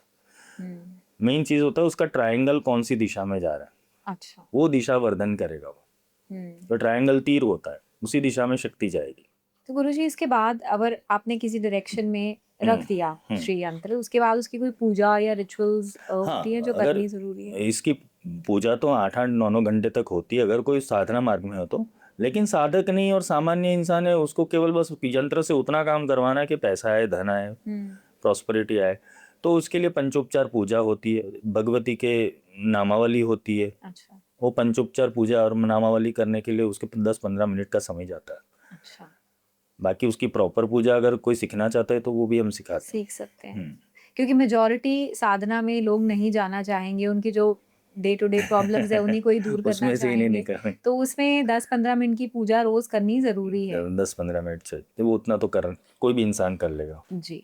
तो गुरुजी, जैसे अब मेरे पास टाइम नहीं रहता इतना, मैं इतनी साधना पूजा नहीं कर सकती हूँ, तो अगर मैं श्री यंत्र अपने घर में रखती हूँ, उसके बाद मुझे रोज 10-15 मिनट की जो भी आप बताएंगे जैसे पूजा या रिचुअल करनी, वो ज़रूरी है, लेकिन कुछ ऐसा टाइम आता है जैसे लेडीज इस टाइम पे पूजा नहीं कर सकती हैं, तब क्या करें? ठीक है, अगर लेडीज साधक है और दीक्षा ली है तो वो कभी भी साधना कर सकती है उस समय पे भी, और उस समय के ऊपर आप ध्यान कर सकते हो सामने बैठकर। अच्छा। हाँ, ध्यान कर सकते हो, ऊर्जा ले सकते हो, उसमें कोई दोष नहीं। अच्छा। अगर शोधित यंत्र है, प्राण प्रतिष्ठित यंत्र है, तो वहाँ कोई दोष लगता नहीं। तो मेरे बिहाफ पे कोई और पूजा नहीं कर कर सकता? सकते ना, घर वाले सारे लोग कर सकते कोई हैं। भी कर हाँ, सकता है, मतलब रोज करना हाँ, अनिवार्य एक है। बार तो दर्शन लेना पड़ेगा। जी। हम्म, तो गुरुजी एक और चीज़, जैसे मैं आपका ये चार्ट देख रही हूँ, इसमें बहुत सारे जैसे सर्कल्स हैं, और आप जैसे हम बात कर रहे थे पॉडकास्ट से पहले कि इसकी 9 लेयर्स होती हैं। हम्म। तो उसको ज़रा आप थोड़ा-थोड़ा एक्सप्लेन करेंगे कि ये ऐसा डिज़ाइन ही क्यों है ज्योमेट्रिकल? तो ये जो 9 चक्र है, वो 9 चक्रों को स्टेप बाय स्टेप हम समझते हैं। तो यहाँ पर साधना 2 रूप से होती है। पहली, बिंदु से लेके भूपर तक, बाहर के क्रम तक, मतलब यहाँ से लेकर यहाँ तक। और दूसरा एक पूजा होता है यहाँ से लेकर यहाँ तक। ज़्यादातर जो सांसारी लोग होते हैं, ठीक है, वो संहार क्रम से जाते, मतलब अंदर। एक एक लेयर्स छोड़ के अंदर भगवती के तत्व तक पहुँचते, और भगवती की अंतिम पूजा होती है वहाँ चक्रेश्वरी की। और जो संन्यास मार्ग है, या तो जो एडवांस क्रम के अंदर है, सृष्टि क्रम की साधना कर रहे हैं, वो बिंदु से लेके भूपुर तक की पूजन करते हैं। तो 2 रूप से पूजा होती है। इसमें 4 द्वार है श्री यंत्र के अंदर, पूर्व, पश्चिम, उत्तर, दक्षिण। तो पूर्व द्वार से अगर आप पूजन करते हो, ठीक है, तो आपके जीवन के अंदर ज्ञान, प्रकाश और गुरु कृपा आती है। अच्छा। अगर आप दक्षिण द्वार से करते हो तो आपको शक्ति, तप और साधना मिलती है। अच्छा। अगर आप पश्चिम द्वार से करते हो तो आप अंतर्मुखी बनते हो और वैराग्य की अवस्था मिलती है आपको। और उत्तर द्वार से मोक्ष और पूर्णत्व और शिवत्व मिलता है। ये इसके आध्यात्मिक क्रम हो गए, ठीक है। तो अपन 9 स्टेप को देखते हैं अभी, ठीक है। तो जब जो पहला स्टेप है, जिसे ये स्क्वायर कहते हैं, जो बाहरी वृत्त है जिसे ये स्क्वायर कहते हैं, ठीक है, स्क्वायर को हम त्रैलोक्य मोहन चक्र कहते हैं। अच्छा। जिसे हम भूपुर बोलते हैं, जिसके 4 द्वार है, 3 रेखाएं, उसके ऊपर 3 राउंड सर्कल आते हैं, 3 रेखाएं आती है, 3 वृत्त आते हैं। वो 3 वृत्त 3 कालों की प्रतिनिधित्व करता है, जी। जिसे जागृत, सुषुप्ति और अर्ध जागृत भी कहते हैं। उसको हम भूत, भविष्य और वर्तमान भी कहते हैं। उसको हम इच्छा, क्रिया और ज्ञान भी कहते हैं। हम उसको महाकाली, महालक्ष्मी और महासरस्वती का भी वृत्त कहते हैं, अच्छा। ठीक है। तो ये उन हर एक जो स्टेप है, वो स्टेप के ऊपर एक चक्र की अधिष्ठात्री होती है, जिसे चक्रेश्वरी देवी बोलते हैं। अच्छा। वो पूरे चक्र का संचालन करती है, और उसके साथ एक योगिनी होती है जो उस चक्र के अंदर जो साधक प्रवेश करता है तो उसका ज्ञान देती है। तो हर एक स्टेप के ऊपर ज्ञान की अवस्था अलग अलग मिलती है, ठीक है। तो जो पहला चक्र है त्रैलोक्य मोहन चक्र, वो 4 द्वार का है। उसकी चक्रेश्वरी है, त्रिपुरा है। उनकी जो योगिनी है वो प्रकट योगिनी है। अच्छा। ठीक है। तो जब पहले चक्र के अंदर एंट्री करता है साधक, तो प्रकट योगिनी रूप में गुरु ही मिलता है उसको। अच्छा। क्योंकि सामने समझाना पड़ेगा ना, प्रत्यक्ष रूप से समझाना पड़ेगा। फिर जाके वो निराकार को समझते समझते समझते समझते फिर 3 स्टेप के बाद गुरु की जरूरत नहीं पड़ती, साधक अपने आप करता है। तो प्रकट योगिनी होती है, मतलब उसके सामने योगिनी प्रकट होनी चाहिए ताकि उसको ज्ञान दे सके। उसका जो तत्व है वो पृथ्वी तत्व है। अच्छा। और ये लंब से चलता है, यहाँ 7 चक्र की साधना भी आ जाती है। अच्छा। और इसका जो आध्यात्मिक रहस्य है कि संसार के मोह का अतिक्रमण, साधना में प्रवेश और स्थिरता लाना है। कि अतिक्रमण जो होता है उसमें स्थिरता लाना होता है। तो पहले इंसान अगर स्थिर ही नहीं हुआ तो चक्र के ऊपर बैठ नहीं पाएगा, और साधना नहीं करेगा तो उसको जो चाहिए, सिद्धियां चाहिए, वो मिलेगी नहीं। तो इस चक्र के अंदर सारे साधक है, त्रैलोक्य मोहन चक्र। अब धीरे धीरे धीरे स्थिरता आने के बाद दूसरे चक्र में प्रवेश मिलता है। अच्छा। मतलब तुम्हारा जो चतुष्कोण था वो आपने छोड़ दिया, अब कमल दल आया, षोडश कमल दल। अच्छा। ये षोडश कमल दल है 16 पंखुड़ियों वाला, इसे प्रथम कमल कहते हैं। इसकी देवी त्रिपुरेशी है। अच्छा। चक्रेश्वरी देवी। इसकी योगिनी प्रकट से अब गुप्त हो गई। अच्छा। समझ में आ रहा है? अब गुप्त ज्ञान मिलने लगेगा यहाँ से। आंतरिक ज्ञान। हाँ, आंतरिक ज्ञान मिलने लगेगा। इसका तत्व जल है। हाँ, उसका बीज मंत्र वम, मतलब स्वादिष्ठान का है। सभी सारी इच्छाओं की पूर्ति और भावनाओं की शुद्धि हो जाती है। वो सब इच्छाएं पूर्ण हो जाती, भाव शुद्ध होते जाते हैं। अच्छा। ये चक्र की साधना से, ठीक है। क्यों ये 9 चक्र की साधना से सब मिल जाएगा, उसका ये रहस्य है। जो सर्वाशा परिपूरक चक्र है, मतलब सर्व आशाओं का पूर्ति करने वाला, सब इच्छाओं की पूर्ति, ये सेकंड स्टेप का लेयर जो होते हैं उसकी पूजन से हो जाता है। फिर तीसरा स्टेप आता है सर्व संक्षोभन चक्र। अच्छा। जिसमें 8 पेटल्स है, 8 कमल दल है, और इसे द्वितीय कमल भी कहते हैं, ठीक है। जो 16 कमल है उसके ऊपर 8 कमल है। उसकी जो चक्रेश्वरी है वो साक्षात त्रिपुर सुंदरी है, जो ऊपर बैठी हुई है वही चक्रेश्वरी चक्र का निर्माण कर रही है। तो ये सर्व संक्षोभन चक्र है। ये चक्र के अंदर जब इंसान एंट्री लेता है तो उसके जीवन के अंदर बहुत सारे विघ्न और बाधाएं जो होती है, अचानक से जीवन रुक जाता है उसका। अच्छा। क्यों? भगवती उसका निर्देश करने बैठती है।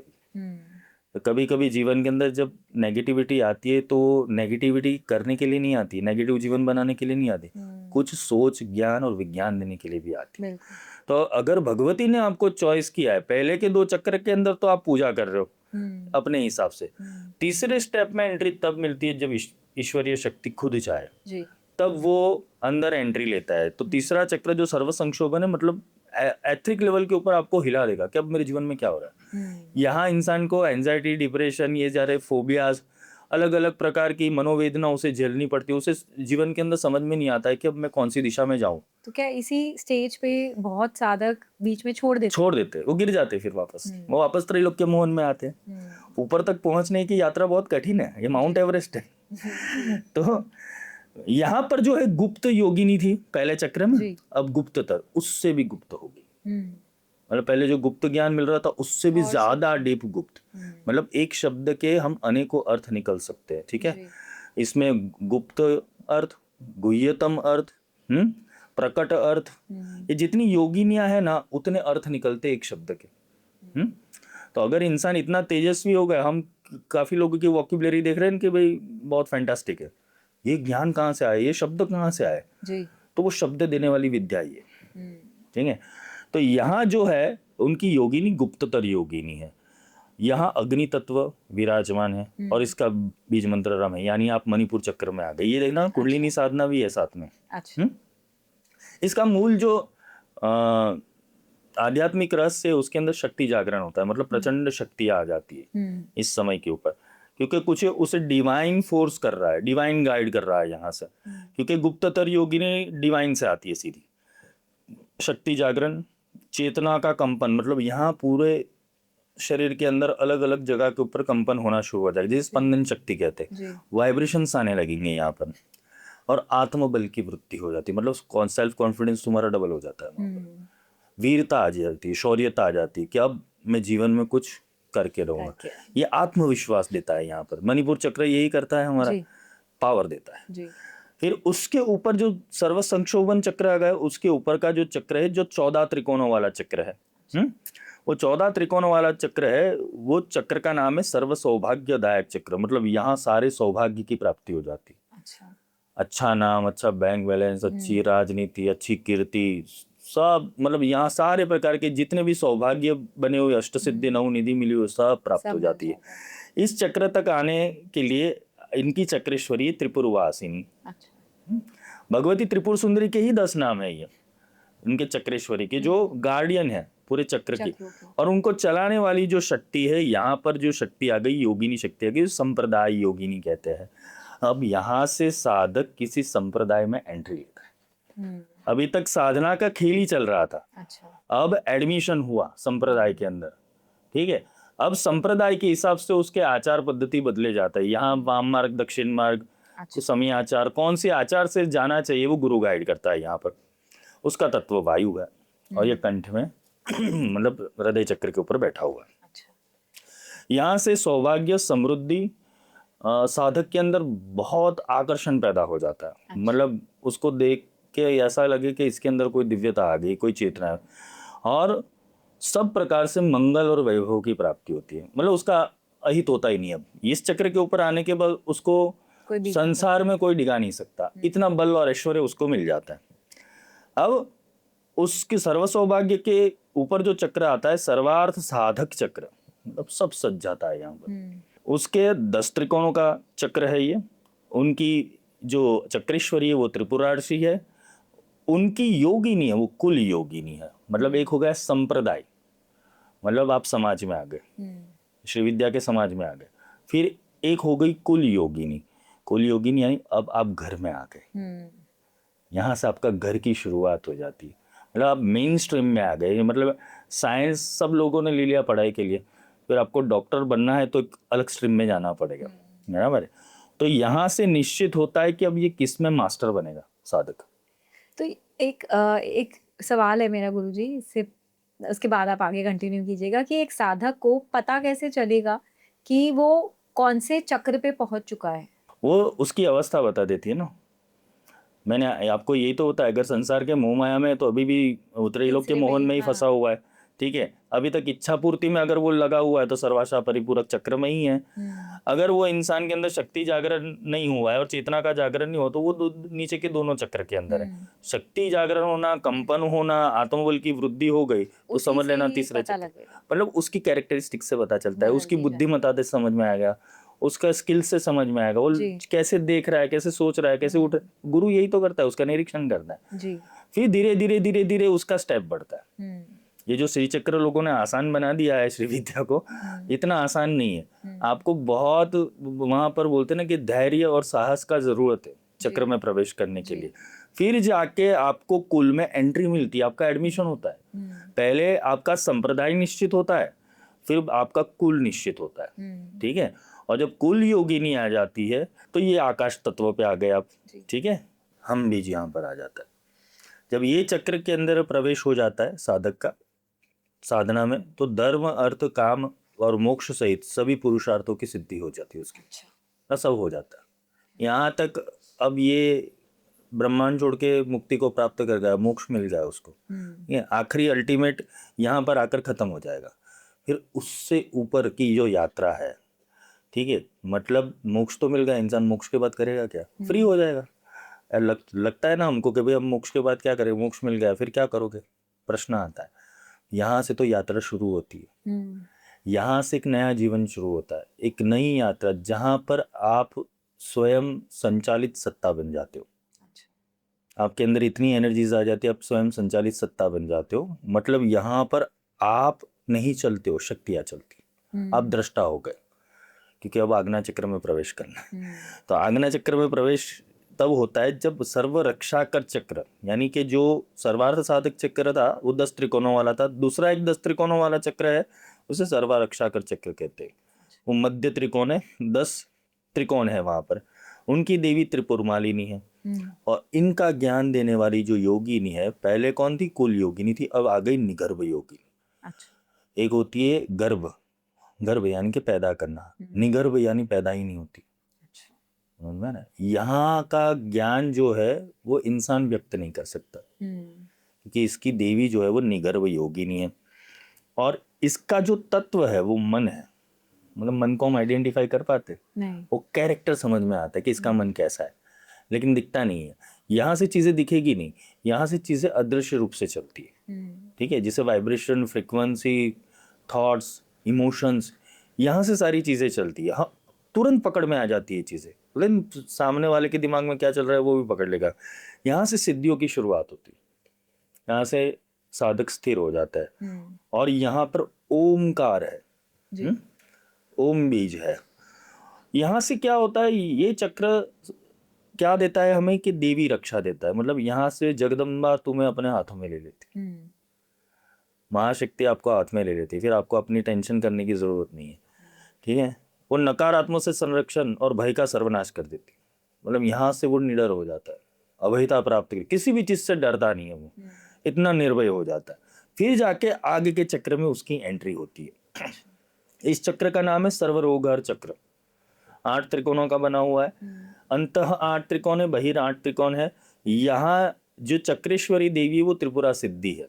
ठीक है, इसकी जो योगी है ना, रहस्य योगी, अनेकों रहस्य प्रकट करती है। मतलब जो योगिनियां है ना, वो साधक के स्तर दर स्तर के ऊपर बदलती रहती है, और वो योगिनियां ही से योग करवाती है। हमें योग करने की जरूरत नहीं है, अपने आप प्राणायाम होगा, अपने आप कुंभक लगेगा, अपने आप रेचक हो जाएगा, अपने आप क्रियाएं होगी, अपने आप सारी चीजें, अपने आप समाधि में चले जाओगे। तो ये जो करती है ये योगिनियां करती है। और यहाँ मन के ऊपर कौन सी शक्ति आ गई? बुद्धि। तो इसका तत्व बुद्धि का है, इसका बीज रिम है।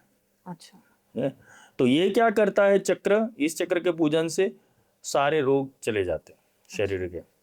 अगर इस चक्र में कोई इंसान प्रवेश कर ले तो उससे सारे रोग समाप्त हो जाते। सर्व रोग हर चक्र नाम है इसका। तो रोग समाप्त हो जाते, दोष समाप्त हो जाते, उसको ग्रह नहीं लगती है, ना वास्तु लगता है, ना कोई बाधा लगती है, ना कोई झाड़ फूक लगता है, ना टोने टोटके लगते हैं, कोई ना अघोर लगता है। यहाँ से वो एकदम प्रबल हो जाता है। रोग दोष कलेश शांत हो जाते हैं, उसके किए हुए अभी तक के जितने पाप है वो नष्ट हो जाते हैं, जन्म जन्मांतर के। एवं कर्म बंधन का भी निवारण हो जाता है। सारे कर्म यहाँ फिनिश हो जाते हैं। फिर उसके बाद जो चक्र है वो सर्व सिद्धिप्रद चक्र है। मतलब और स्टेप अपन ऊपर गए, वहाँ ट्राइंगल है। जिस श्री चक्र के ऊपर आप मेरू देखोगे तो उसमें पहले ट्राइंगल आएगा, उसके ऊपर बिंदु है। श्री चक्र के शोध में आप सेंटर में देखोगे तो वो जो त्रिकोण है उस त्रिकोण के ऊपर आते यहाँ पर जो चक्रेश्वरी है वो त्रिपुरांबा है। और इनकी जो योगिनी है वो अति रहस्य योगिनी, पहले रहस्य योगिनी थी, अभी अति रहस्य मतलब गुप्त से गुप्त। यहाँ चिति शक्ति इंसान की काम आती है। पहले मन था, फिर बुद्धि थी, अब चिति शक्ति के ऊपर आ गई बात। मतलब अब वो फ्रीक्वेंसी और वाइब्रेशन की भाषा ही समझेगा, शब्द बोलना बंद कर देगा। यहाँ तक अगर साधक पहुंच गया फिर बहुत ज्यादा मौन हो जाता। वो बोलता नहीं, वो अपनी ऊर्जा से काम करता है केवल। इसलिए हमने देखा है कि काफी जो संन्यास परंपरा वाले वो ज्यादा मौन रहते हैं, बातें नहीं करते। ठीक है, क्योंकि इन्होंने इतनी, क्योंकि अंदर ही इतना चल रहा होता है, ब्रह्मांड में इतना चल रहा था, वो लोगों के शोर सुनते नहीं। वो उत्तर, वो फालतू क्वेश्चंस के उत्तर ही नहीं देखते हुए क्या भाई क्या पूछ रहा है। इससे अच्छा वो अपनी मौज मस्ती में, उनके लिए तो ये सब इररिलेवेंट है, इररिलेवेंट हो जाता है। असली ज्ञान को तो जान ही चुके। हाँ, अब जब चिति शक्ति के ऊपर बात आ जाती है तत्व की, तो श्रीम बीज यहाँ से श्री विद्या मतलब महालक्ष्मी का योग प्रगट्य होता है और सारे प्रकार की लक्ष्मी उसके चरणों में ऑटोमेटिकली आ जाएगी। ये सिद्धि ज्ञान, वाक सिद्धि और आत्मस्फुरन विद्या होती है। मतलब उसका आत्मा इतना दिव्य हो जाता है, अपने आप ज्ञान प्रकट करता है। वो कोई किताबों से पढ़ के ज्ञान नहीं बात करेगा, वो अपने आप उसके अंदर वो शक्तियों का तत्व ज्ञान, गुह्य ज्ञान, तत्वार्थ ज्ञान, वो सारा अपने आप प्रकट होने लगेगा। अब आ रही है बिंदु की बात। तो अब जब लास्ट में आप बिंदु के ऊपर पहुंचते हो, संहार क्रम से अगर पूजा कर रहे हो तो बिंदु के ऊपर पहुंचते हो, और सृष्टि क्रम से पूजा करते हो तो बिंदु से लेके भूपुर तक पहुंचते हो। तो ये मैं जो चक्र समझाया वो संहार क्रम से समझाया हुआ। तो सर्वानंदमयी चक्र, उसका बिंदु जिसे सेंटर पॉइंट कहते हैं, इसे परम केंद्र कहते हैं, इसे कामेश्वर और कामेश्वरी का मिलन स्थान कहते हैं। यहाँ की जो देवी है चक्रेश्वरी, वो साक्षात महात्रिपुर सुंदरी है। चक्र का अधिष्ठान वो खुद ही चलाती है, उसके ऊपर कोई योगिनी मंडल वगैरह नहीं है, वो खुद ही है वहां पर। इसकी जो योगिनी है उसे परा रहस्य योगिनी कहते हैं, परात्पर रहस्य योगिनी। मतलब जो रहस्य योगिनी से उससे भी गुह्य भाग के अंदर जा रहे हैं हम, के परात्पर रहस्य योगिनी मतलब इस ब्रह्मांड का नहीं, अनेकों ब्रह्मांड का ज्ञान उसे मिलने लगता है। दूसरे ब्रह्मांड में भी क्या चल रहा है वो तत्वार्थ गुह्यार्थ के द्वारा वो शोधन कर सकता है। जैसे हमारे ऋषि मुनि थे, ठीक है, तो वो तो प्लेन लेके गए नहीं थे ऊपर, लेकिन उन्होंने गणना कर ली, ग्रहों की गणना कि भाई ये नक्षत्र इस दिशा में बैठा हुआ है, इतने एंगल पे बैठा हुआ है। जैसे चरक ने एक जीवन के अंदर आयुर्वेद उतार लिया, पतंजलि ने योग सूत्र उतार लिया। तो ऐसे ऋषि भी हो गए ना कि जिन्होंने अपने छोटे जीवन के अंदर बहुत कुछ करके चले गए। वेद ऐसे बने, पुराण ऐसे बने, उपनिषद ऐसे बने, शंकराचार्य ने अपने जीवन के अंदर कितनी सारी रचना करके गए। तो यहाँ पर आने के बाद ये स्टेट थी उनकी, ये स्टेट थी। जब बिंदु के ऊपर आ जाते हो तो यहाँ परम शिव बैठे हुए। पहले चिति शक्ति थी, मतलब शक्ति भगवती थी। अब दूसरे स्टेप के ऊपर परम शिव चिदानंद मतलब अद्वैत रूप शुरू होता है। यहाँ भगवती और शिव मतलब ज्ञान और शक्ति एक हो जाते हैं। ठीक है, ये बीज मंत्र है सोह। और यहाँ ब्रह्मानंद की प्राप्ति होती है, शिव शक्ति का मिलन होगा, एकत्व फील हो जाएगा, तुम्हें अपने भीतर ही शिव और शक्ति दोनों दिखाई देने लगेंगे। और यहाँ पूर्ण आत्म साक्षात्कार हो जाता है। मतलब नॉन ड्यूअलिटी प्रोसेस के अंदर आपका चित्त शक्ति प्रवेश कर जाता है। मतलब आप शरीर से बाहर निकल गए, मन से बाहर निकल गए, बुद्धि से बाहर निकल गए, चित्त से बाहर निकल गए, अहंकार से बाहर निकल गए, अंत में सारी चीजों से बाहर होकर तुम खुद ही निर्गुण हो गए। रेडियो से तुम फ्रीक्वेंसी बन गए सीधे। राइट। तो ये श्री यंत्र की साधना हमें समझाती है। ठीक है, अगर साधक अगर कोई श्री विद्या कर रहा है या भगवती की उपासना कर रहा है तो एक बार जानो, एक बार समझो कि तुम्हारा अल्टीमेट गोल है क्या। अगर आपको धन ऐश्वर्य सिद्धि रिद्धि चाहिए तो आप 2 चक्र की ही साधना करो, जो प्रथम 2 चक्र है, वहां से आपकी यात्रा आपको जितना चाहिए उतना मिल जाएगा। लेकिन आपको साधना ही है और पूर्ण साधना करनी है तो ये सारी चीजें समझ के चलनी पड़ेगी। क्योंकि घर में तो ले आएंगे, क्योंकि डायग्राम समझा ही नहीं है, ऐसे बैठ ही रहे उसके सामने। ठीक है, तो वो तो मैप है पूरा ब्रह्मांड का कि हमें जाना कहाँ है। हमने शुरू कहाँ किया था, माया से किया। अब बिंदु में आए तो पता चला कि हाँ ये अद्वैत है। यहाँ ना स्त्री है, ना पुरुष है, ना पशु है, ना पक्षी है, ना मन है, ना बुद्धि है, सब एक हो गया और केवल चिति शक्ति रह गई। इससे ही त्रिपुर सुंदरी कहते हैं, हम्म, इसे ही शिव कहते हो, त्रिपुर सुंदरी कहते हैं। जी बहुत इंटेंस साधना की जरूरत है जब ये करते हैं। मेरा एक क्वेश्चन है यहाँ पे कि जो साधक जिन्होंने अपने एक लाइफ टाइम में कर लिया चलो बहुत ही अच्छा, लेकिन जो जैसे फॉर एग्जांपल आज एक बिगनर है, उसको ये साधना शुरू करनी है, वो अपने इस लाइफ टाइम से शुरू करता है, इस लाइफ टाइम में कवर नहीं कर पाता, आप समझो जैसे कि 2 या 3 या 4 चक्र तक पहुंचा, तो जब उसका अगला जन्म होएगा तो वो चौथे चक्र से अपनी साधना शुरू करेगा या फिर से उसको जीरो से ही शुरू करनी पड़ेगी? नहीं नहीं, भगवान कृष्ण ने अर्जुन को बोला है कि जहाँ से अभ्यास रुका है वहीं से अभ्यास शुरू होगा। हम्म, इसलिए काफ़ी जो साधक होते हैं उनको जल्दी सिद्धियाँ मिल जाती हैं, जल्दी समझ लेते हैं। तो श्री विद्या साधना कोई एक जन्म का कॉलिंग नहीं हो सकता, 10 महाविद्या साधना कोई एक जन्म का कॉलिंग नहीं हो सकता। अगर आप इस साधना में आए हो और कहीं ना कहीं आपको आकर्षण हुआ है श्री विद्या का, तो आप पहले तो योग्य गुरु की तलाश करें। हम्म? क्योंकि अगर सिखाने वाला गलत मिल गया आपको जी रास्ते के ऊपर, तो आपको पूरा गाइडेंस नहीं देगा, आपको तंत्र मंत्र में उलझा देगा, उसका आध्यात्मिक रहस्य नहीं समझाएगा ना, आपकी जर्नी को देखेगा। गुरु का काम है कि शिष्य को संभालना, पूरी चक्र के अंदर प्रगति करवाते करवाते शिष्य को संभालना पड़ता है कि कहीं गिर ना जाए। इसलिए गुरु शाम नाम दंड वेद लेकर बैठे होते हैं वहां पर, क्योंकि ये चक्रों से एक ही इंसान पार करवा सकता है जिसे गुरु तत्व कहते हैं। इसलिए हम बिंदु जो होता है ना, जिसे बिंदु बोला, उसके ऊपर हम गुरु पादुका रखते हैं। अच्छा कि हम जब तक हमारी पूर्ण अवस्था में पहुंचे नहीं तब तक गुरु का गाइडेंस चाहिए।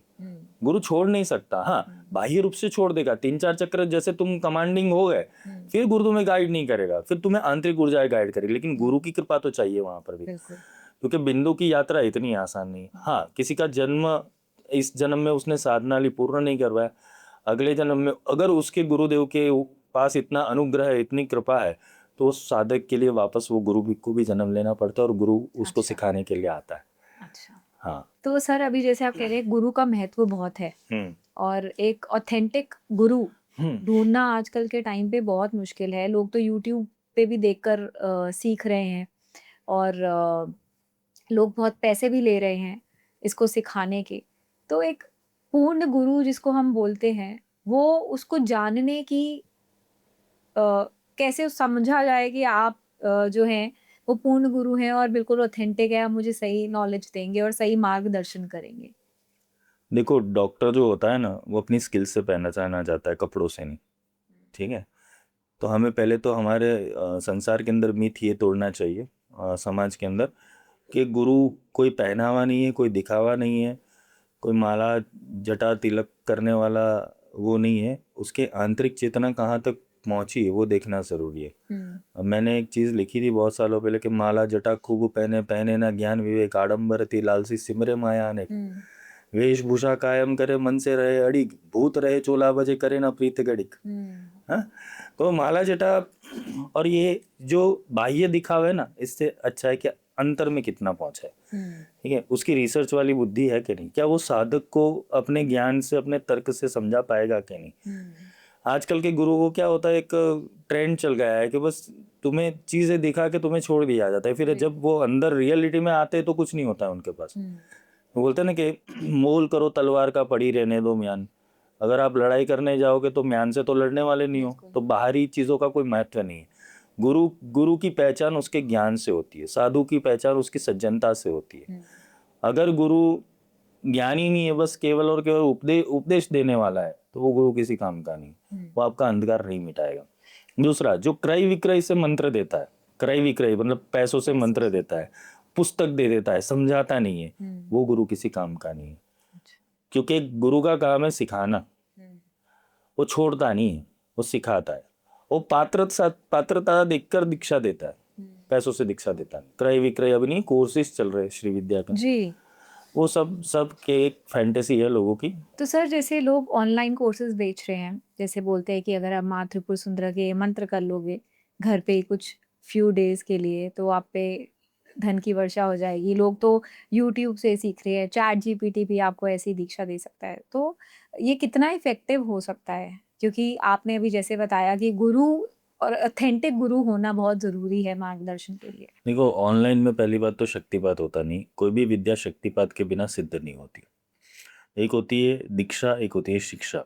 ठीक है, तो पहले तो शिक्षा लेनी जरूरी है, शिक्षण लेना जरूरी है। विद्या क्या है क्या नहीं है उसको समझने बहुत जरूरी है। डायरेक्टली कोई भी मंत्र ले लोगे और उसकी ऊर्जा नहीं होगी तो वो मंत्र आप विफलता भी देगा और नकारात्मक असर भी देता है, अच्छा, मतलब उल्टा भी पड़ता है। उल्टा भी पड़ता है। तो महाविद्याओं की दीक्षा तो कृपया करके ये सारी चीज़ों से मत करें, ठीक है। सोशल मीडिया पे जितने भी स्कैम्स चल रहे हैं अभी, कोर्सेज बेचे जा रहे हैं, वो सारा फ्रॉड है। जी। क्योंकि जब तक साधक की पात्रता नहीं बनती और उसे मंत्र मिल जाता है तो वो मंत्र उसका नुकसान करता है ज़्यादातर, ठीक है। हाँ, आप कुछ भगवान का भक्ति कर रहे हो, भजन कर रहे हो, तब तक ठीक है, लेकिन साधना बिना गुरु मत करो। बिना कि गुरु का प्रत्यक्ष होना जरूरी है और गुरु से पहले तो अपने शरीर के केंद्रों के ऊपर शक्तिपात लेना जरूरी है। जैसे शक्तिपात दिया जाता है सहस्त्र दल के अंदर और आज्ञा चक्र के अंदर, अच्छा। तब जाके आपको उस चीज का ऊर्जा मिलता है। ये ऊर्जात्मक बीज होता है शक्तिपात। जब वो बीज अंदर डालते हैं साधक के अंदर, तभी जाके उसका सिंचन करते करते वहां से वृक्ष प्रकट होता है। वरना ये बाहरी आवरण के ऊपर पड़े हुए कॉन्शियस माइंड के अंदर केवल और केवल एक बोलते हैं ना कि एक प्रकार का घोटाला है और कुछ नहीं। अगर आपको योग्य शिक्षा चाहिए, योग्य दीक्षा चाहिए, तो अच्छी जगह पे एडमिशन लो और पढ़ो शांति से। और अगर दीक्षा नहीं भी लेनी है, ऐसे ही हमें किसी जैसे कोर्स वोर्स दे देते हैं कि आप ये मंत्र का उच्चारण करोगे तो इतने दिनों में आपको धन का लाभ प्राप्त होएगा, तो ये सब भी करने से उल्टा फल जरूर मिलता है। क्योंकि महाविद्या स्वमंत्री रक्षणी विद्या है। सारी महाविद्या जो है अपना मंत्र का रक्षण खुद करती है। तो जब तक कुल का ही अभ्यास नहीं है, जैसे बोलते हैं कि यूनिवर्सिटी में दाखला नहीं लेते और बाहर से आप डिग्री लेकर बैठ जाओ, तो वो कितना योग्य होगा, आपको जॉब भी नहीं मिलेगा। वैसे ही देवताओं के साथ है कि देवताओं ने किसी परंपरा को अधिकृत किया हुआ है कि इस परंपरा से मंत्र चलेगा, इस मार्ग से मंत्र चलेगा, इस संप्रदाय से मंत्र चलेगा। तो अपने मन से उल्लू बनने का कोई मतलब नहीं बनता है। अगर इतना अवेयरनेस ही नहीं है तुम्हारे अंदर तो तुम भक्ति ही मत करो यार, साधना ही मत करो। लेकिन कुछ भी कर लेने से फिर तो नुकसान ही होने वाला है। आज वही तो लोग भुगत रहे हैं। क्यों? साधना मार्ग में आने के बाद भी एंजाइटी, डिप्रेशन, ये सारी चीजें लोगों की जाती नहीं है। क्यों? दरिद्रता जाती नहीं है। क्यों? कलेश जाता नहीं है। क्योंकि गलत ट्रेडिशन फॉलो कर रहे हैं हम। आज तो चैट जीपीटी आ गया, गूगल आ गया, डाल देते मंत्र निकाल देते, ओम महालक्ष्मी नमः। अभी ओम लगता है, श्रीम लगता है, क्लीम लगता है, वो तो पता ही नहीं है कि बीज मंत्र कौन से लगाने हैं, देवता कौन है, उसका न्यास कैसे है, अंध न्यास कैसे है, चोर गणेश कैसे करते, स्थान बंद कैसे करते, कवच कैसे करते, इंद्र यंत्र कैसे बनाते हैं, हाँ, मातृका न्यास, संहार न्यास, ये सारी चीजें सीखनी पड़ती है। लेकिन अगर आप कोर्सेज कर रहे हो, कोर्सेज के अंदर तो टेक्निक से सीधे दे देते, समझाते तो कुछ ही नहीं है। तो भाई लम बीज यहाँ क्यों जपना है, यम बीज यहाँ क्यों जपना है, वो जपने की फ्रीक्वेंसी क्या होनी चाहिए, ये समझाने वाला कोई नहीं है। सीधा तुम्हें एक्शन और रिएक्शन में बिठा देते हैं। और सर एक और चीज कि महिलाओं और पुरुषों में जब ये श्री विद्या की जो साधना होती है अलग होती है?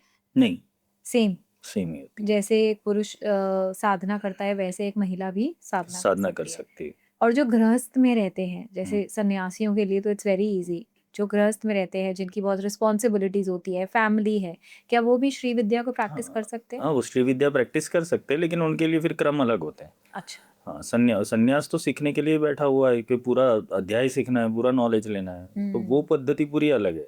हाँ, आपके थोड़े बहुत काम हो जाए, रुके हुए काम हो जाए, ऊर्जा बढ़ जाए, पॉजिटिव हो जाए, उसके लिए साधना विज्ञान थोड़ा अलग है। अच्छा, वो उसके लिए बेसिक होता है। दीक्षा के लिए दीक्षा लेने की जरूरत नहीं होती? नहीं, दीक्षा लेने की जरूरत तो वहाँ पे भी होती है। अच्छा, क्योंकि बिना दीक्षा तो शिक्षा नहीं चलेगी। जी। ऊर्जा ही नहीं होगी, क्या करेंगे। दीक्षा तो हर किसी चीज में चाहिए। तो अगर जैसे हमारा व्यूअर है वो बिगनर है और वो शुरू करना चाहता है श्री विद्या को समझना चाहता है, तो पहला स्टेप क्या होना चाहिए? अगर श्री विद्या को शुरू करना चाहता है तो श्री विद्या के रिलेटेड नॉलेज लेना चाहिए उसको। श्री विद्या रिलेटेड बुक्स पढ़नी चाहिए, मार्ग सीखने चाहिए, कौन कौन से मार्ग से श्री विद्या है, भगवान शिव का ओरिजिनल स्वरूप क्या है, ठीक है। भगवान शिव के 5 मुख है, वही लोगों को नहीं पता है जी। और 5 मुखों से अलग अलग प्रकार से श्री विद्या चलती है। अच्छा। संहार क्रम क्या है, सृष्टि क्रम क्या है, ये सारा जो बेसिक नॉलेज है ना, वो तो लेना ही चाहिए। फिर जाके पहले इनिशिएशन के लिए कोई योग्य गुरु की तलाश करनी चाहिए। नॉलेज लेते लेते हुए आपको इतना अवेयरनेस तो आ जाएगा कि गुरु के अंदर कितना ज्ञान है जी। फिर आप वहाँ जाओ। वहाँ जाने के बाद गुरु डायरेक्टली आपको सीधा मंत्र दीक्षा नहीं देगा, पहले आपको किसी क्रिया में डालेगा 3-4 महीने। अगर वो क्रिया में आप स्थिर रहे, 45 मिनट का आपका आसन स्थिरता हुई, फिर जाके आपको मंत्र के अंदर इनिशिएशन दिया जाता है, जो बीज मंत्र से शुरू होता है। पहले बीज दिया जाता है, फिर मूल मंत्र के ऊपर आता है। जी। क्योंकि बीजी ठीक से नहीं कर पाएगा तो मूल मंत्र ठीक से नहीं कर पाएगा वो। हाँ, और योग्य गुरु मेरे ख्याल से ये जान लेते हैं कि ये शिष्य कर भी पाएगा या नहीं कर पाएगा। हाँ बिल्कुल। इसलिए योग्य गुरु के पास ज्यादा भीड़ नहीं होगी। हाँ। एक और प्रश्न है मेरा गुरुजी कि क्या ललिता सहस्त्र नाम हर कोई पढ़ सकता है या उसके लिए भी हमें दीक्षा की जरूरत होती है? देखो, पढ़ने के लिए तो हर कोई पढ़ सकता है, जैसे विष्णु सहस्त्रनाम पढ़ रहे हो वैसे ललिता सहस्त्रनाम भी आप पढ़ सकते हो। लेकिन जो आधे से ज़्यादा लोगों को क्या है कि फलश्रुति पढ़ के स्तोत्र पढ़ते हैं कि भाई फलश्रुति में ये लिखा हुआ है, इसकी प्राप्ति होगी इसलिए मैं कर रहा हूँ। समझ नहीं होती कि ऊर्जा कैसे चलेगी। तो पढ़ने से तो मंत्र की ऊर्जा और वाइब्रेशन तो आएंगे घर के अंदर, तुम्हारा थोड़ा पॉजिटिव भी होगा। लेकिन ये है कि अगर आप साधना मार्ग में नहीं हो, बस केवल भक्ति मार्ग के अंदर हो, भाव मार्ग में हो, तो आप कर सकते हो। पर मैं तो बोलता हूँ अगर इनिशिएशन ले लिया इसका तो भगवती के सारे स्वरूपों की प्रगति आपके अंदर ही होगी। सहस्त्र नाम के अंदर सहस्त्र कलाएं है देवी की, वो सारी कलाएं धीरे धीरे करके साधक के अंदर प्रकट होती है अगर इनिशिएशन के साथ कर रहा है तो। वरना वो मंत्र स्पंदित होता रहता है बस, और कुछ नहीं। मैंने है ना कि ऊर्जा तो मिल जाती है, उपयोग क्या करोगे जी। मन में रहे। इंसान ऊर्जा ग्रहण कर लेता है, बहुत सारे नाम जप कर लिए, मंत्र जप कर लिए, स्तोत्र कर लिए, ऊर्जा मिल गई, विनियोग कहाँ पे करोगे? इसलिए गुरु विनियोग सिखाता है। अच्छा। इसलिए गुरु परंपरा की जरूरत है कि विनियोग कहाँ करनी है। ऊर्जा तो है, कौन सी दिशा में लगानी है। जी। मसल्स पावर है लेकिन कहाँ लगाना है, माइंड पावर है कहाँ लगाना है, वो फोकस देने का काम गुरु करता है।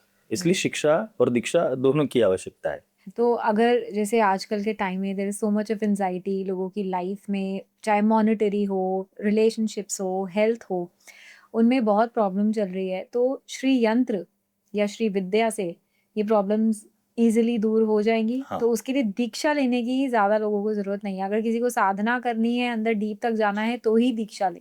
हाँ, इसमें फोकस मेन चीज़ है कि आपका फोकस शिफ्ट कर देता है साधना। और एंजाइटी, डिप्रेशन और ये सारी चीज़, आप कोई भी चीज़ को कंटिन्यूसली करोगे, भगवान का नाम जप करोगे, मंत्र जप करोगे, स्तोत्र, तो एक साइकोलॉजी बन जाती है कि इससे मुझे पावर मिल रहा है। ठीक है, तो वो साइकोलॉजी उनको काम कर रही है उनके ऊपर। तो उनको लग रहा है मेरा प्रॉब्लम इससे दूर हो रहा है, नहीं, वो साइकोलॉजी से दूर हो रहा है क्योंकि तुमने उस चीज़ के ऊपर बिलीव किया है। ओरिजिनल जो चीज़ होती है वो तो बोलते हैं ना कि अगर बिजली के नंगे तारों को हाथ में लोगे तो धड़ाके होंगे, वैसे ही विद्या और शक्ति होती है। अच्छा। वो इफेक्ट देती है सीधा, और साइड इफेक्ट भी देती है। और सही इफेक्ट चाहिए तो सही मैकेनिज्म होना जरूरी है लाइफ के अंदर, वरना शक्तियाँ तो हर जगह है।